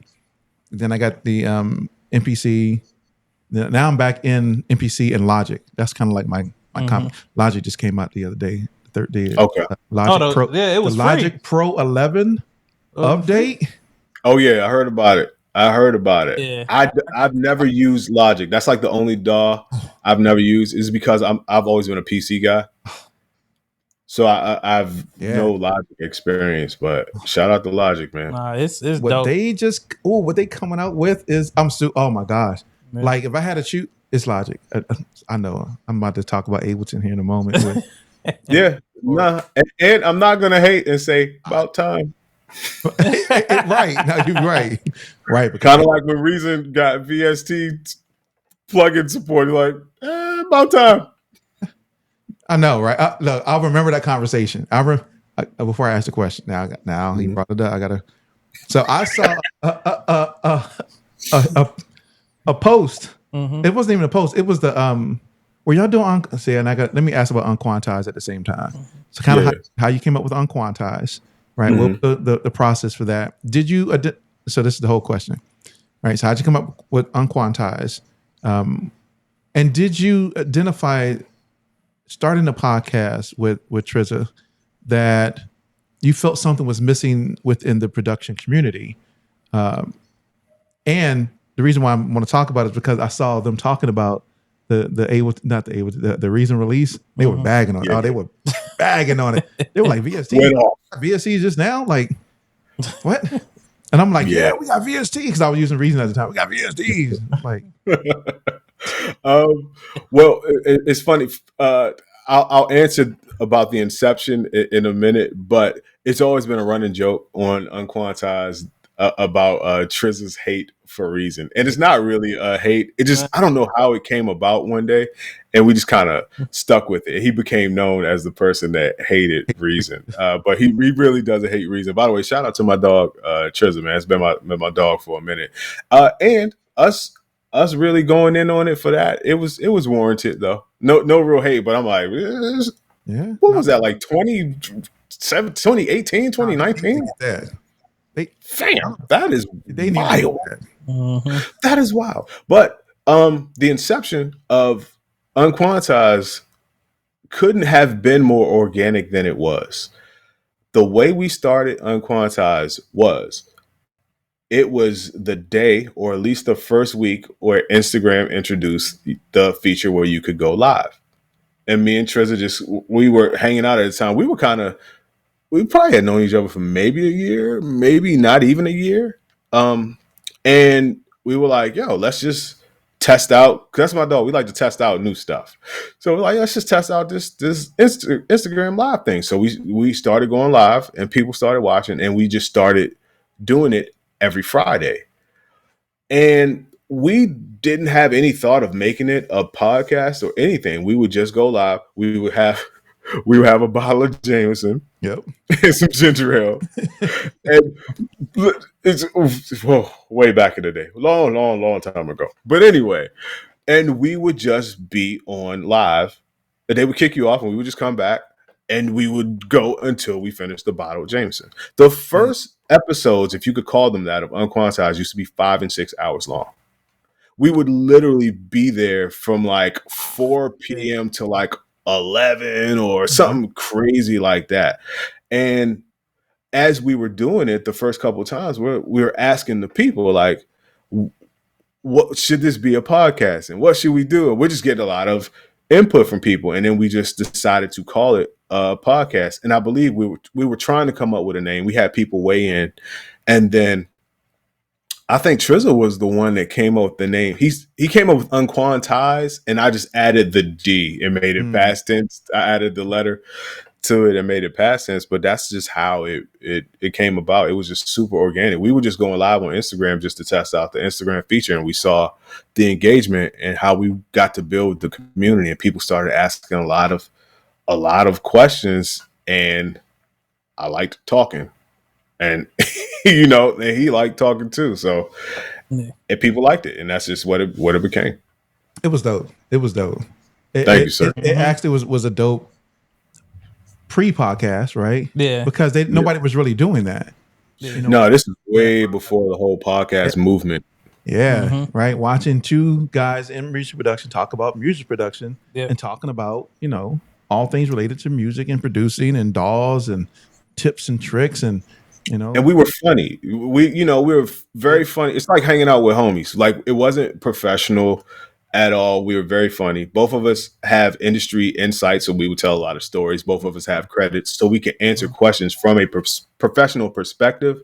But I mean, it's two dudes drinking Jameson, getting wild, telling jokes, and answering any question. People, that's the thing people like. Like, how do I do this? Or what is this? Or how was this done? Or what? And we just like, oh yeah, XYZ. It was no like gatekeeping or anything. It was a free fall. And man, great times, great times. But That's crazy. I think that organicness, there's a word, organicness to it is what really drew people to Unquantized podcast. Like, because they were just two guys who had all this industry knowledge and experience, just really talking about music and answering questions. And it kind of felt like, oh, I'm just watching two homies kind of talk about something that I really like to do. Right. And I can be involved and ask a question and get a straight, and probably get more of an answer than I really asked for. Yeah, exactly. And probably a story to go with it. See, I didn't know the bottle of Jameson because I've been watching you guys for a minute, and I probably remember that episode. No, go back and look. I think so. Go back and look. No, remember, I got the picture with him 2016. So no, go back and look at the very first ones. Yeah, they were dope. And they were super dope. And you got to think, even like the first one that we like put up and had a cover, and you could actually reference it on YouTube. Man, it had been going on for so long prior to that, and it was just no record of it because once the live went away, it went away. We weren't recording it. We weren't on YouTube or anything. We were just literally spending our Friday afternoon into Friday night just doing this because it was fun. Right. Couldn't even save it. That's right, because they didn't have that feature back then at the time. That's right. Nope. And think about how many times we had to come back because they kept kicking you off at that time. They did. They kept kicking because it wasn't constant. And when we came back, the people came back. Yep. That's right. Yeah. I always thought that when I first saw it, I was like, "Yo, this is about to be something that's real dope." And it still is today. It's Unquantized is we don't do it like we used to. We're talking about bringing it back. And I was telling Trizza one time, we did some episodes. I was in Barbados for like a month, just chilling, living out there. And I went to it was a restaurant, and the server at the restaurant, she was like, "You're the guy from the internet. You and the other guy." Like, she's not even into music. She's like, "Yeah, you guys are funny." So she watched the show, and then I ran into somebody else out there, and I was like, "Dog!" Like a lot. Every time we go somewhere, we'll hit each other up. Like, "Yo, somebody asked me about the podcast today. I was in a random place, and somebody was like, Unquantized, right?" Or they'll ask Trizza, "How's Oracle?" Or they ask me like, "Yo, what's up with Trizza?" I'm like, "Who the hell are you?" I'm waiting for that day. Hey, you know what I say? Yeah. Hey, aren't you B? Yeah. And our live events, we did a couple of live events, and they were crazy. We had no idea that people would actually come to a live event, let alone like fly from different states and countries just to come there. Wow. Of course. Yeah. And they had people on there that they interviewed. They had Brian Michael Cox on there one time. I saw that. That's the on here. He just I had Houston. With my man Houston Singletary, he was with A1 at the time. We had lawyers.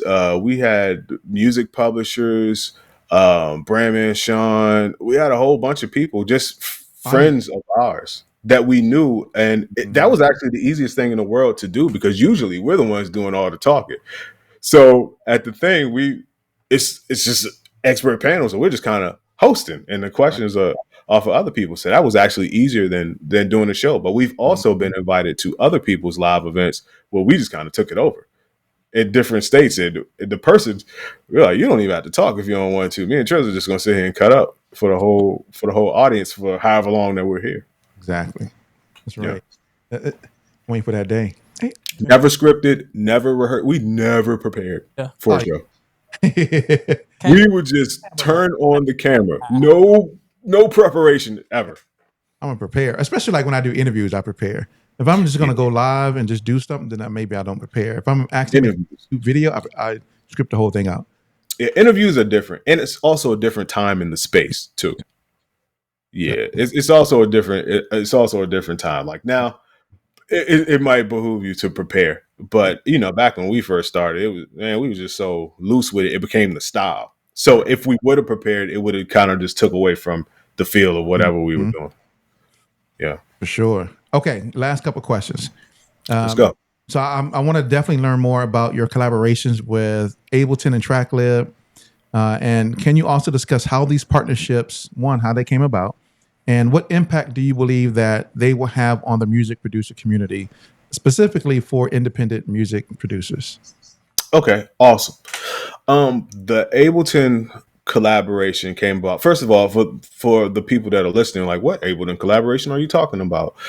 I went from being a longtime consumer and power user of Ableton to having my sounds now living inside of the Ableton software forever. When you get Ableton, you get my sounds. So I did 2 packs, just starting with Live 12, Golden Era Drums, which is, I'll talk about that. It's my favorite pack. I have it on my site. It's a little bit different. We'll talk about that in a minute. And I have some a whole trap drum pack. And I also, a lot of people don't know, I did sounds for the core library in Ableton too, which is basically just, just the Ableton regular Right, right. stuff. I did some stuff there too. Um, so before getting into what those packs are and how they're structured, the way that it came about was I've known people inside of the company for quite some years. I met my man Tech Beats. Shout out to Tech. I met him when I was working with Polo. He started doing demos for Ableton. He told Houston Singletary, who was the East Coast manager, something, about me. So Houston was the first person I knew at Ableton. Uh, and the reason why I started knowing a lot of people at Ableton is because they would hear about the things that I was doing with Ableton, which was a little bit more than the usual. Like I said, in 2014, I had this whole legit like AI thing where you talk to it and it talks back to you and it does what you say. You don't have to touch anything. You make a whole beat and track it out. You'd be like, track this beat out in 32 bars, and it will say tracking your beat out in 32 bars in this nice British accent, and then it would set the time thing and start recording in 32 bars and separate your stuff and all of that. So anyway, Houston kind of spread the word, and I met Cole next, who's artist relations. Cole came to my house, and I'll speed this part up. Cole came to my house one day just to meet me. He lives in Cali, and he brought somebody with him. And it was Decap before Decap was Decap. Ah, And yeah, he's like, oh, this is my guy, Decap from San Diego. And there's a video of that day. Me and my guy Tech Beats we're making a beat. I'm actually cutting on a MIDI keyboard, which is the first time a lot of people saw those. I'm doing like cuts because I used to cut when I was little. And I developed this Ableton rack that allows you to cut on a MIDI keyboard, and it sounds like real cuts. But anyway, the person that took that video was Decap. So anyway, fast forwarding through that, I've spoken at Ableton Loop in Berlin before, and I met everybody to the point where in 2022, Jesse Terry, who invented the push, who's now my guy, and Gerhardt, who's co-founder of Ableton, came to my crib to sit and talk Ableton and watch me use Ableton. Now, Gerhardt lives in Germany. He came to the crib. Wow. Just because I knew so many people in Ableton, and by now everyone knew me there as like this Ableton guy that makes crazy Ableton stuff and dope beats and works with blah blah blah. So one day I was having a conversation with EA Ski. That's the homie. We was talking on the phone one night, and we were talking about making a change from within. We always have very deep conversations. Never a surface level, hey, how's the weather? Where you at? None of that. It's always a life-changing, deep conversation every time we talk. And I remember I hung up the phone with him that night, and I called, or I texted Jesse, Jesse Terry at Ableton, the inventor of Push. And I'm like, Jesse, I feel like there should be more representation of boom bap and real hip hop in Ableton. Like, I was like, as a guy who makes and loves hip hop music, I make everything in Ableton. First of all, I was like, a lot of people just don't know how dope Ableton is, and that people think dance when you hear Ableton. Yeah, yep. No, not at all. So I was just like, I just feel like there's a void there that could be beneficial to the company to cover. If you just link up with me, I got it mapped out. I know how this should go. I actually have the product already. So I gave this passionate, long speech and pitch about it. Jesse was down from moment one. I didn't even really have to convince him, but I was just so in my bag at the time. I'm talking about how, representation and blah blah blah blah blah. So he's like, bet. And he did an introduction email for me with some of the developers in Germany, and I've met a lot of them before, and I knew some of them just from being in Berlin at Loop or having met them at different workshops and things, because I did some Ableton workshops over there, and people, they were just with it, and it got to the point where they were like, "Yo, this Golden Era drums," because it's something that I had called Golden Era drums. The pack went super crazy, and they were like, "Do you think that you can make racks out of this and do all these things?" And me, I'm like, not only that, I can do two racks. So there's already like hundreds and hundreds of sounds and all of these racks that have to be done. And they're like, wow, I hope this is not too much work. And I'm like, I love this so much, I want to do another one. So that's how I end up doing the trap joints too. And then they're like, okay, bet. Then I'm like, yeah, and the core library. You need some more stuff in the core library. Like, let me make racks for that too. They're like, Jesus Christ, son, can you do all of this? I'm like, hold my beer. Watch me. So, and so Golden Era drums, and it's this, I'll tell you a structure like this. On my site, you can get a standard sample pack, Golden Era drums, dope boom bap drums and loops. And you can get an Ableton version, which is the whole sample pack inside of an Ableton rack. And it has these macros to where you can like turn the knob. The first knob is for kicks. So you can scroll through 55 different kicks and snares, 55 different snares, and all these hi-hats and all these hi-hat loops that automatically sync with the tempo. So it's like you don't have to load up a whole bunch of different drums. The whole thing is there. And it got like, this compression thing that makes them hit harder, and you can control the volume. All the basic essentials right there in one rack, whole pack in one rack. And with the random button on the rack, you can just hit random and get a different kit every time. And I made it so that you'll never get drums that don't go together. It's going to always go together. It's going to always be mixed and leveled right. Like, it's no fuss. And I included 20 MIDI patterns. So you can just really play a MIDI pattern and keep hitting random. And you're going to have something dope. So I did that. I made a trap one, too, called Platinum Era drums on my site. So the way it's different from Ableton, since they licensed them, is I always like to differentiate. Each one of those packs I turned into 20 Ableton racks. So they may have 8 sounds, 12 sounds, or 16 sounds in a rack instead of having the whole pack in one rack. And each of those racks has its own set of macros, its own set of effects, which aren't on the one on my site. I just didn't have room to put effects on it. So you get effects, and they come with presets. Each of the rack comes with a whole bunch of presets. So it's 20 Golden Era racks, 20 trap racks. And I made this thing called an 808 selector, which is just a whole bunch of 808s where you just turn the knob until you find the 808 that you want. So I made 2 of those. There's one in the core library and there's one in the trap library. So all in all, 46 racks is what I made that come in Ableton 12. You just go to the packs section and just click install, and they will live on in Ableton forever. And I will tell you this too, within the first few days of Ableton's release, they quickly became 2 of the most downloaded packs. And I think they ranked at, the last time I checked, it was number 3 and number 6 out of like however many racks or packs that you can get in Ableton. They were like at the top, and they've been praised by people like DJ Jazzy Jeff and Flying Lotus and just a whole bunch of other people. You know what I mean? So I am super duper duper proud about it. And shout out to Ableton too. They're a company. I didn't have to convince them, bro. They got it immediately. Like, with the whole hip hop and representation, they're like, yes. And I'm like, people know about you dance and you're so much more. And they're like, yes, I agree. Like, let's go. And every time I came, like, yo, I want to do this. I want to do that. They have a layout that they go, the general MIDI layout.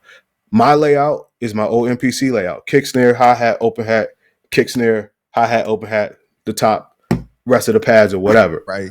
They were like, that's not our layout, but if you believe in it that much, that's going to be the layout for these. That's the actual like boom bap MPC You know what I Yeah. mean? Like, Mhm. and that's how most Yeah. people. And see, that's why with Ableton is. Don't get me wrong. Ableton is probably to me the second best DAW in the world. Mhm. I'm a Logic guy, right? Yeah. Like I Yeah. said, Yeah. I have Ableton 12, right? Because Yeah. I like to keep up on the DAWs, Mhm. right? I Yeah. don't own Pro Tools. I would never own Pro Tools. I don't like Pro Tools, but Mhm. not whatever. Yeah. But I love Logic. I love what they just did with it. I love Ableton. What makes Ableton for me? Yeah. What makes Ableton probably the best DAW in this case is because of the macros. Mhm. The macros in Ableton. I'm saying like how to. Dog. Nah, Yes. I Oh got my Ableton. gosh, they are The, so crazy. yes. The ability to put together racks of just basically, if you don't know what a rack is, Ableton, I'm 99% Ableton stock plugin, by the way. I rarely use VST effect plugins. Wow. I have a few, but most of my stuff and all of my racks and all of my things that I build for are comprised of. So back to the mousetrap thing I was telling you about. Comprised of the Ableton stock plugins just linked and put together in innovative ways. And it shows the actual power of Ableton, but just the ability that you could just put stuff together and link them and close them inside of one rack. And like I said, when you hit that random button or when you turn in these knobs, it's so much going on under the hood. It's super complex, but then you boil it down to these 16 macros. That's all you need. Ableton has that ability. There's never anything that I wanted to do in Ableton that I could not do. I would wake up, and I still do. Like, yo, it'd be crazy if I could make a such and such that does a such and such. I made this. I have this thing on my site called Real World, REEL, and it is a very aggressive and experimental reel to reel and cassette emulation rack in Ableton. And I am a cassette and reel to reel and cassette deck and all lover and owner of tons of it. So I would just A/B test against the real thing.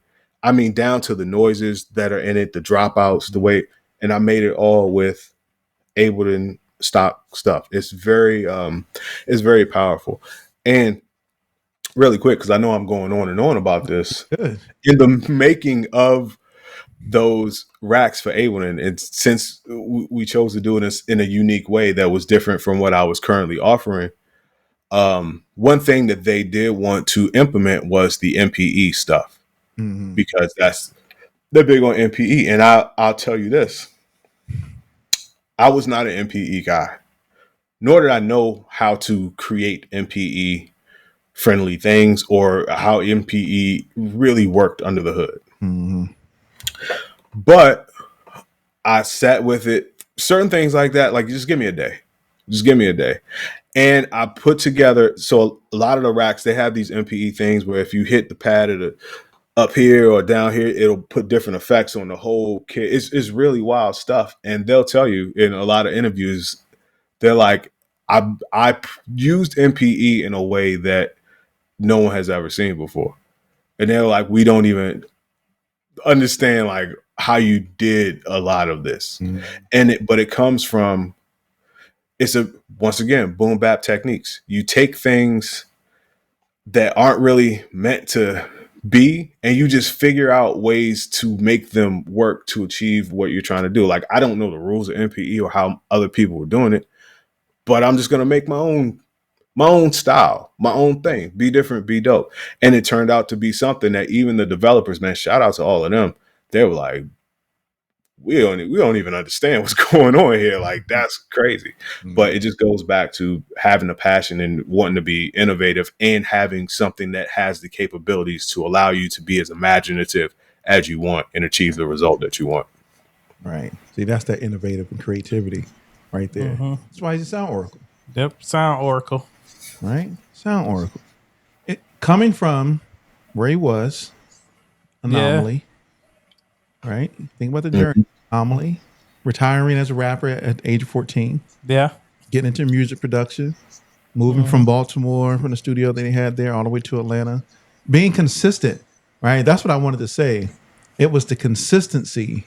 Right? I mean, even before that, going up to New York and getting the placements there, and then making the move to Atlanta. But what you said when you moved to Atlanta that you would go to all the studios different times, right? It was Mm-hmm. consistency. You have people who move to Atlanta thinking they just going to make it because it's Atlanta, but they're not consistent with what they should be doing when they get here to Atlanta, right? And building those relationships and networking and being consistent with making their music and being dope at making it. And they just, I'm here in Atlanta. I'm just going to make it somehow. Right. That's not how that's not how that's going to work. You got to stand out. That's why I would go to the studios, number one, every day and at the same time. And it would, like I said, it would be an odd time. And I would announce the time when I rang the thing. Hey, what's up, man? It's me. It's 2:37. Who shows up at 2:37 every day? But it's a way to stand out, and it shows people that you got a different way of thinking, and maybe it's a little more to look into. But he took the cheat code route, right? Most people don't take that route. He went to the studios. The people at the front desk. He got cool with them. Once you get cool with the people at the front desk, oh yeah, that's it. That's it. They're gonna. You in that's there. it, right? Yep. You're literally the doors are wide open now. Oh yeah, come on in, right? And then you can meet whoever you need to meet in there. Exactly. This person's cool. Hey, you can meet the engineers. Engineers, of course, are playing music for the artists. Right? Boom. You once that happens, you're literally in. Now everybody's chasing the artist. Right. What's an engineer, bro? Right? He's right there. Utilize the resources that are available to you to their fullest. If it's the person at the front desk, man, you got Josh. What can you do with Josh? Exactly. Look, so I'm gonna tell you how I got it, and then we'll start to wrap it up. I'm gonna tell you how I got into Tree Sounds one day. Right? Shout out to Tree Sounds, yeah. Wait, you said Tree Sounds when Molly was still there? Yeah, Molly was still there, right? I didn't know anything about Tree Sounds. Well, I think the first time I went to Tree Sounds was when the Justice League were doing a master class there. Okay. And they were like, hey, we're doing a master class. You want to come? Cool. I was already in Atlanta. I was flying down to do some work. I'm going to this master class because I was here in the city. After the master class, I flew back to St. Louis, right? This is before I moved. I remember I came to, matter of fact, it was at the I Standard. It was at that I Standard, right? And Focus, with that night that I met Focus, we were standing outside. Focus said, if y'all really serious about what this music industry, music business production thing, meet me over at Tree Sounds in about an hour. Wow. And we were like, all right, bet. It was only certain people. It was me, Illy Bishop. Shout out to Illy, yeah. It was who else was there? Because me and Illy were hanging out together at the same time. And it was probably my homie Fitz and Kevin who were there, or Hot Hands, what they used to go by. And a couple other of us. And so we drove to Tree Sounds. We didn't know where Tree Sounds were. Right. Peachtree Corner, baby. The power of knowing people, right? Here we go. The power of knowing people. We go to, you're not getting in. Oh, yeah. You Right? got to You're press not that getting little, in. We press the thing little on button. the door. We press the button. They're not coming out. They open the door. We go to the desk and they said, yes, how can I help you? Like, yeah. And as soon as I said, we're here, Focus told us, the producer Focus told us to come to Tree Sounds tonight and that he was going to meet us here. And the lady was like, Focus? Did Focus tell you that? I was like, yeah, Focus said that he was going to meet us here. And as I'm talking to her, who comes walking in the door? Focus. And Focus goes, hey, how's it going? Hey, Focus. Oh, yeah, they're with me. There you go. They with you? Great. And we went back there and they had some nice giant party going on in the back. And it was, he's a producer. I see his face. Is he from down here? Oh yeah. No, I wouldn't. And he's one that I don't know. I know a whole bunch of them now. Got me trying to think. Right. But he's super known. He's a well known. He has hits. Yeah. Oh my gosh. You really have. If I think of his name, at the he was, from what I say, he would be at Tree Sounds a lot. But it's was it Jazzy Faye? No, it wasn't Jazzy Faye. Okay. It was something producer. Oh my god, maybe it wasn't something. Did he have producer. a beard? No beard. Yeah, he had a beard. Kind of on the heavier side. Oh my gosh, I can't remember this guy's name. But anyway, he was there. There was a whole bunch of people that you wouldn't expect to be, or you wouldn't have access to unless you had those connections. Yeah. And this guy, he's super. Oh my gosh, it's gonna kill me. I don't know. I can't remember his name. You got to think about it, and then maybe if you edit, you got to throw it on the screen. As soon as we done, right? I'm gonna throw it. Bloop. Soon as we're done, it's gonna pop up. Bloop. This is who he was. I'm like, oh my gosh. But anyway, but it is the power of making the connections, right? And that was why I said I started this selfishly. It's because I wanted to make those connections with people. Now I want to make connections on a higher level because I want to take what we're doing here with the Indie Unplugged and we create music TV to a completely different place, right? I want to be the premier place for video programming and educational content for the independent music community, right? There you go. That's exactly what I want to do. And this is a part of that, but I'm doing it for selfish reasons. It's like, oh yeah, I absolutely. It's twofold. But, There you go. Man, so that's fun. Yeah. Let me ask you this as the last question. Okay. So looking ahead, what are some projects or new developments that we can expect to see from Sound Oracle? Okay. Let's get into that. First thing, this kind of ties back to a question I forgot to answer. Part of after the A-Win thing, shout out to TrackLib. I just did a partnership with TrackLib. They just started offering sounds, and in true fashion, they reached out to me. They heard about the A-Win thing, and they just, actually, the guy told me he was talking to somebody from London, a producer or a sound designer, and he told him about me because he had been a customer of mine or something for a long time. He's like, you need to reach out to this guy. So they asked me if I was willing to put some of the stuff on my site onto their new sounds thing. And in true Oracle fashion, I'm like, no, I want to make something exclusive for TrackLib. I want to make a pack exclusive for TrackLib. And then in even more Oracle fashion, same thing I did with A1. Not only that, I want to make two of them. I want to make two exclusive packs for TrackLib and put them on there at the same time. And they were like, can you handle it? Just like A1. I'm like, bet. And they're like, sure. Maybe maybe in like 2 months, you present us with the packs. 2 weeks. Guess what I'm dropping off? Bam, 2 packs. I always, if you give me 2 months, I may come back to you in 5 days with it finished. That's just how I operate. I'm a sooner than later type of guy when it comes to that type of stuff. So anyway, shout out to TrackLib. That's one thing I did. So I got the Ableton thing, the TrackLib thing. There is something that's equally as big, but I cannot talk about it. I can't talk about it. I can't talk about it just yet. But in the meantime, I will say I'm going to, because I haven't dropped anything this year. I've been collaborating with so many people and so many companies and just trying to, just take it into a different realm.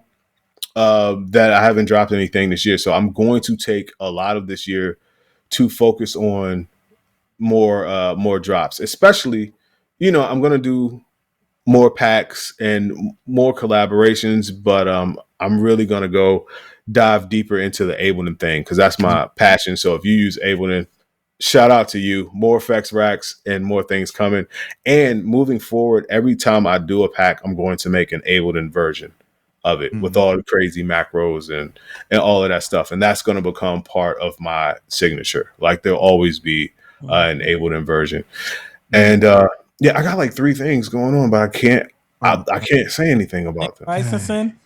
What you say? I said sync licensing. You know what? I've done sync licensing in the past, and I still do get a lot of residuals from sync licensing, but I've never really focused on.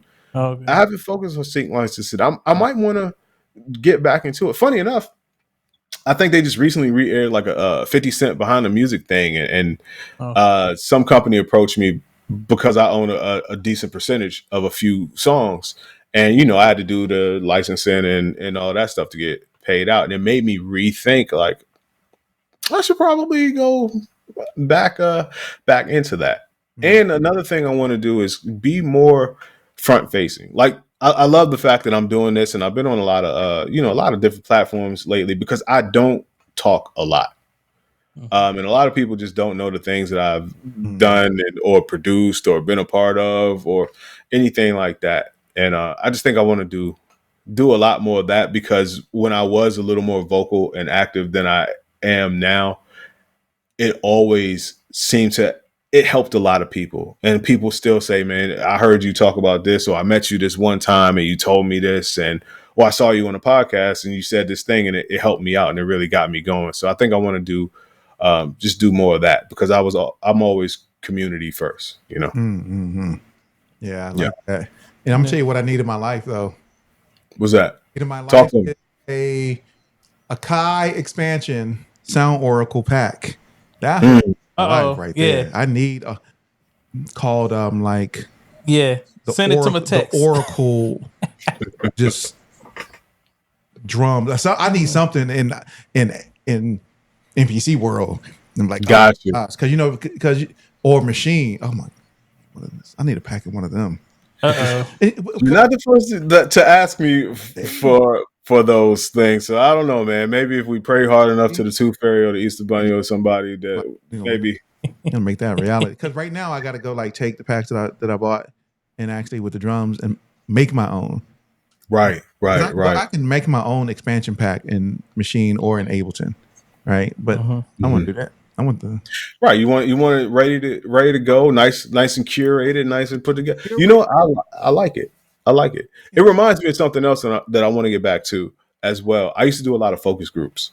I wouldn't release a product without doing a focus group, and I still have small focus groups, but I used to make it more like public and more interactive, like just random people. I have a set group of people that I use now, but I think I want to get back to doing more like just random focus groups. And I'll do a thing like if you're on my email list, I'm like, yo, anybody want to be a beta tester? The first 20 people that get back to me, you'll be a beta tester. And that's kind of like the benefits of like being tapped in with like my email list or, something like that is I do a lot of random stuff like that. Like, I made some sounds the other night that I'm not really going to put them anywhere, but here you go. Oh, you ever thought about doing, well, I don't know. I mean, this, so for like myself, I have an actual, and what's this currently the thing that I'm continuously building with We Create Music TV. It's like a Patreon, but it's not really a Patreon, right? It's an actual community where I can post up videos. Like this interview will go out to the community first. I use Substack as kind of like my hosting. All my interviews up there, all of the different programs that we offer are up there. You can put them behind paywalls. You can offer them for free. You can do, like I was testing out live streaming last night in the platform. Like you can just do so much inside of this community. You can send out email, like it's like an email list. I mean, literally, it literally is almost like an email list because you have people who sign up via email and everything you post or send out is sent to them via email. And so, it's like a Patreon, but it's like a email. It's like MailChimp and Patreon had a baby. Got you. And so you asked me if I ever thought about doing anything like that. Yeah. You know what's crazy? I don't do a lot of videos. For somebody who loves to be interviewed and can talk, as you can tell, I can talk about this type of stuff. I could talk for a long time. I don't enjoy doing videos. I should probably do. That's just the transparency about it. Like, I don't like doing videos. I like this type of stuff. Right. But I should do more of that because I think it's very selfish of me. Just because I don't prefer to do one thing, if me not wanting to do something, it's way less than the people I could help. And of course, it would help me in the process. It's just I'm very stubborn with that. I started to do a subscription service and other things, but I think it's the videos that people would enjoy and the interaction. Oh yeah. So I should probably do more of that. Yeah, for sure. I know. Are you making beats? Are he using this? I'm gonna try to do this. Oh yeah, people would love that. Absolutely. Yeah. The behind the scenes, like how does he start to make his well, I'm gonna give all the secrets away behind making the sounds and stuff, but I'll probably never show that. Exactly. But There, but I am a wealth of information. 99% of the stuff I know I could share. Like during the podcast, I would answer any question. I mean, 1% of it I'm taking to the grave with me, Right. but the other 99%, you, Right. if you ask me, I tell. But I should probably just offer it instead of waiting to be asked for it. Mm-hmm. Yeah, I think that'll. I think the music producer community would eat off of that. Yeah. Yeah. I need to start doing more lives too. I used to do those Instagram lives. I don't know if you ever saw when I make beats Yep. uh, live, and it looks like I'm kind of like DJing because it's just beats are happening. I'm just sitting there, but it's like a new beat, and then it switches to another beat, and it's all happening in real time. And Mhm. I want to say, because a lot of people are like, yo, how do you do that? Like I watched you make like 40 beats, and you're just slowing it down and flipping it and flapping it, and you're not like looking at anything. You're not. The music never stops. Never stops. It just happens. And I will tell people is because I am 90% preparation, 10% performance. Mm. I spend most of my time prepping. I'm a template guy. I do this. If I have samples, I come through some, I trim. I'm all prep. So when it's time to get down, I can just go. That's right. Yeah, Yeah. organization is absolutely key. Preparation is key. Using templates, key. Those are, Yes. gosh. Bro, yeah. Organization is that's my thing. Organization and logistics. I am Mhm. very into those very meticulous, detailed, like almost librarian type of things that people don't have the patience for. Mhm. Those are the things I love to do when I'm not doing other things. Right. I'll just sit and just organize my browser and my go-tos and my favorites. And I got a whole method of how to do your favorites so that you never have to, man, like that's the type of stuff I'm into, bro. Yeah, because like in Ableton, when I was using Ableton, like I favorite all my favorite VSTs, right? And I can color code them. I can put like a little color, like these are for drums, or these are for VSTs. This is for certain sounds that I like, and you can actually go in Ableton secrets, right? You can go in and actually categorize out. They live up in the top with the Ableton Yeah. menu bar at the top. And that goes, Yep. and there's a little arrow you can just click and it expands it open and all your stuff is right in there. And it's Yep. with 1, 2, 3, 4, 5, and then on the push, you can go directly straight from the push, bloop, and it'll take you right into that. Oh yeah. Two things. Back to use I want a little bit. I want to give a tip. I want to give a tip, and I want to say something dope about push. I'll say the dope thing about push, and then I'll give the quick tip real quick. But the dope thing about push, which is why I prefer it over a lot of different things, and I have just about everything, is that with like say a machine or a launch pad or whatever else you use, everything is dope. But you're using it inside of your DAW, and at some point you have to get it out of there or somehow get it into your DAW. With the push, what you're looking at on the push is the DAW. Mhm. You see what I'm saying? So whatever you're doing there is on the DAW. The tracks you see on the push are not just some tracks and then you got to track it out. Like, no, that's the track in your DAW. Right. That's the instrument on the track in your DAW. So it's the perfect marriage between controller slash hardware and the DAW to where it's so seamless that there is no having to transfer anything over. Right. That's why I love push. Besides, what 64 pads at a time, man. Let's be for real. That's crazy. Yep. And then you Yes, just- sir. Yeah. But the tip I will give because this has helped out a lot of people with how to do your go-to drums and favorite sounds. I say once every 6 months. So this is the way you set it up. Let's just say drums. You have your favorite kicks, snares, hi-hats, open hats, and maybe percussion loops, all from soundoracle.net. But in all seriousness, though, I'll have a certain number. Like for kicks, I'll have 20, maybe 30 kicks in my go-to kicks folder. Same with snares. You set the number that you want in each one. And every 6 months, you examine those and you make a copy of them, and then you might have some new favorite sounds. So you go through all the other stuff you got. You might have some new favorites because your taste and your style changes over time. Mhm. So that's why you shouldn't really be super stuck and be super rigid with your go-tos. But here's the trick. Say you have a new kick that you want to add to your favorites. When you put it in there, you have to take one of the other ones out. You can't exceed the number that's supposed to be in that folder. So now what this does, it makes you decisive. You learn so much about yourself doing that because it's hard to be like, well, what am I going to, these are all favorites, number one. So what am I going to take out to put this one thing in? And does it really earn its place in this folder? So it's it's an exercise in discipline. It's an exercise in learning yourself. It gets you on a schedule for doing something. And you get to see a snapshot of your taste and style as time progressed. Because my old go-tos, I'll just copy the go-to folder and name it the month and the year. So you can see what you were into in April of 2022 or, March of 2017. And I do that with sounds. I do that with samples. I do that with presets. I do that with a lot of things. And your go-tos are always fresh. Some things never leave. A lot of things do. And you just, like I said, it's like looking at a snapshot of yourself and your style throughout the years. And it really does a lot. Yo, that is great. That is a great tip right there. Mm-hmm. Like that's that organization, but it does force you to be. I like that. It forces you to be decisive. Mm-hmm. Yes. Yeah, that is a great tip. Oh my god. Yeah. Now you're I got so thinking many about questions. I got so many questions. Part two. I actually just put out a ebook. It's a real short ebook I just put out, and it's kind of full of like quotes and just insights. Yeah, I saw that.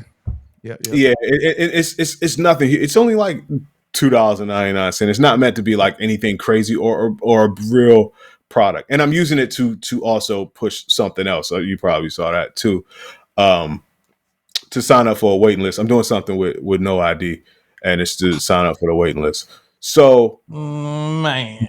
but it's that's one of it's a ebook like that. The first quote is, of course, "Be different, be dope," and it explains what that is. And I'll give you another one from the ebook. It is to develop your own signature style and sound. Just take notes of what multiple people say that you're good at and double down on those strengths. And over time, those become your signature style and your sound. And that's how you develop it. Just pay attention. But in order for people to tell you what you're good at and multiple people that you don't know to tell you that you're good at something, it forces you to put yourself out there and have people listen to your stuff. And then you'll see people like, man, those drums are crazy. Or the way you did that change is nuts. Or the lead is dope. And you hear that from 2, 3, 4, 5, 10 people. Damn, this is a strong suit. This is a strength of mine. Maybe I should incorporate this as like one of my signature things. And after a while, you put yourself out there for 6 months, you'll have so many of these things that people compliment you on that you now have your style.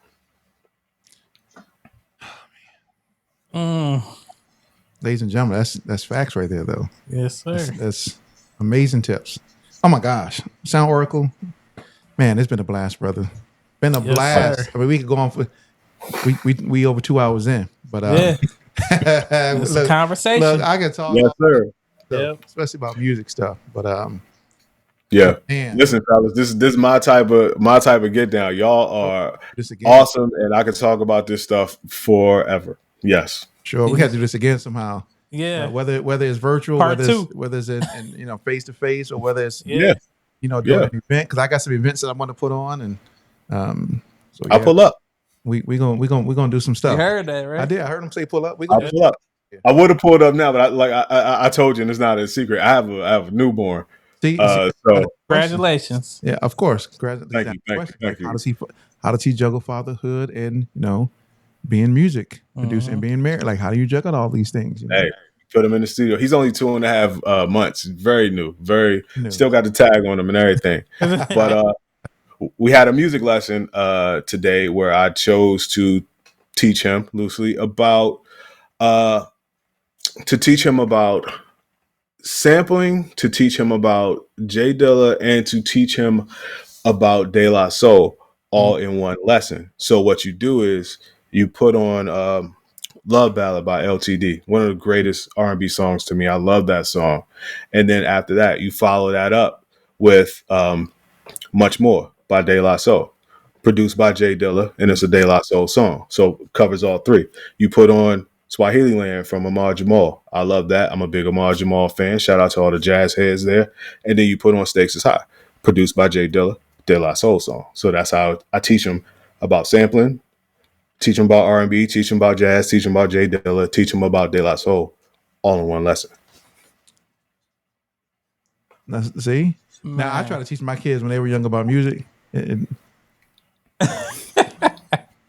I do music for a living, but we just the whole music thing. They love music. Yeah. They love music that is different than what I would produce or listen to. Yeah. The music that they like is more cinematic, more orchestral. Yeah. Nice. That's good though. Yeah. And this is kind of open his mind because I mean, at 2.5 months, he's not even able to grab stuff yet. You know what I mean? But it's just you never know. The neural pathways are neural pathwaying right now. So you just never know what types of connections that you're making. Yeah, absolutely. I mean, it's kind of like you are when they're young, you are feeding all of this information, nutrients into them. I mean, think about how impressionable young kids are when they're little. They're very impressionable. You know what I mean? Like my mom played music all the time when I was little, and I believe that's why I have a love for music today. Same. Listen, and no one can learn faster or better than a young child because everything is learning. You know nothing, so everything is learning, and even more important than that, you have no bias. That's the key. So you're open. The mind is open. Like I said, the synapses is synapting. So your mind is just open and you're a sponge. So why not? That's right. Expose them to a whole bunch of different things, and you know they'll do what they do, and he'll gravitate towards what he gravitates towards. But I mean, what better time? That's how you have a child that can speak, be bilingual or speak 2 different languages. Whereas an adult, it's hard as hell to learn a different language. Oh my goodness. Yeah. I'm thinking about learning a different language now, and I'm like, I don't know how this will work. That's how a kid can never have to be taught 2 languages. If you grow up in a household where 2 languages are being spoken, you just are learning everything, so you don't have to be taught to learn. That's right. All right, man, I'm gonna stop talking. Gems again, ladies and gentlemen. But anyway, ladies and gentlemen, we gotta do this again soon. Somehow, some way. But yes, man, thank you, gentlemen. Sound Oracle, brother, thank you for being here today. I really appreciate you. It's great to actually see you, even if it's virtually. Yes, have to make some connections here soon. Yes. But man, ladies and gentlemen, thank you very much for tuning in to the Indie Unplugged. Once again, I am B. Vaughn. Johan Say Buchanan. This is my man. Once again, Sound Oracle. Let's give it up for him for being here today. Thank you very much, brother. Thank you, guys. Yeah, for sure. Yeah. Ladies and gentlemen, thanks for tuning in once again to the Indie Unplugged, where we give you all the knowledge, tools, and resources for you to be dope. Once again, thanks for tuning in. Peace out.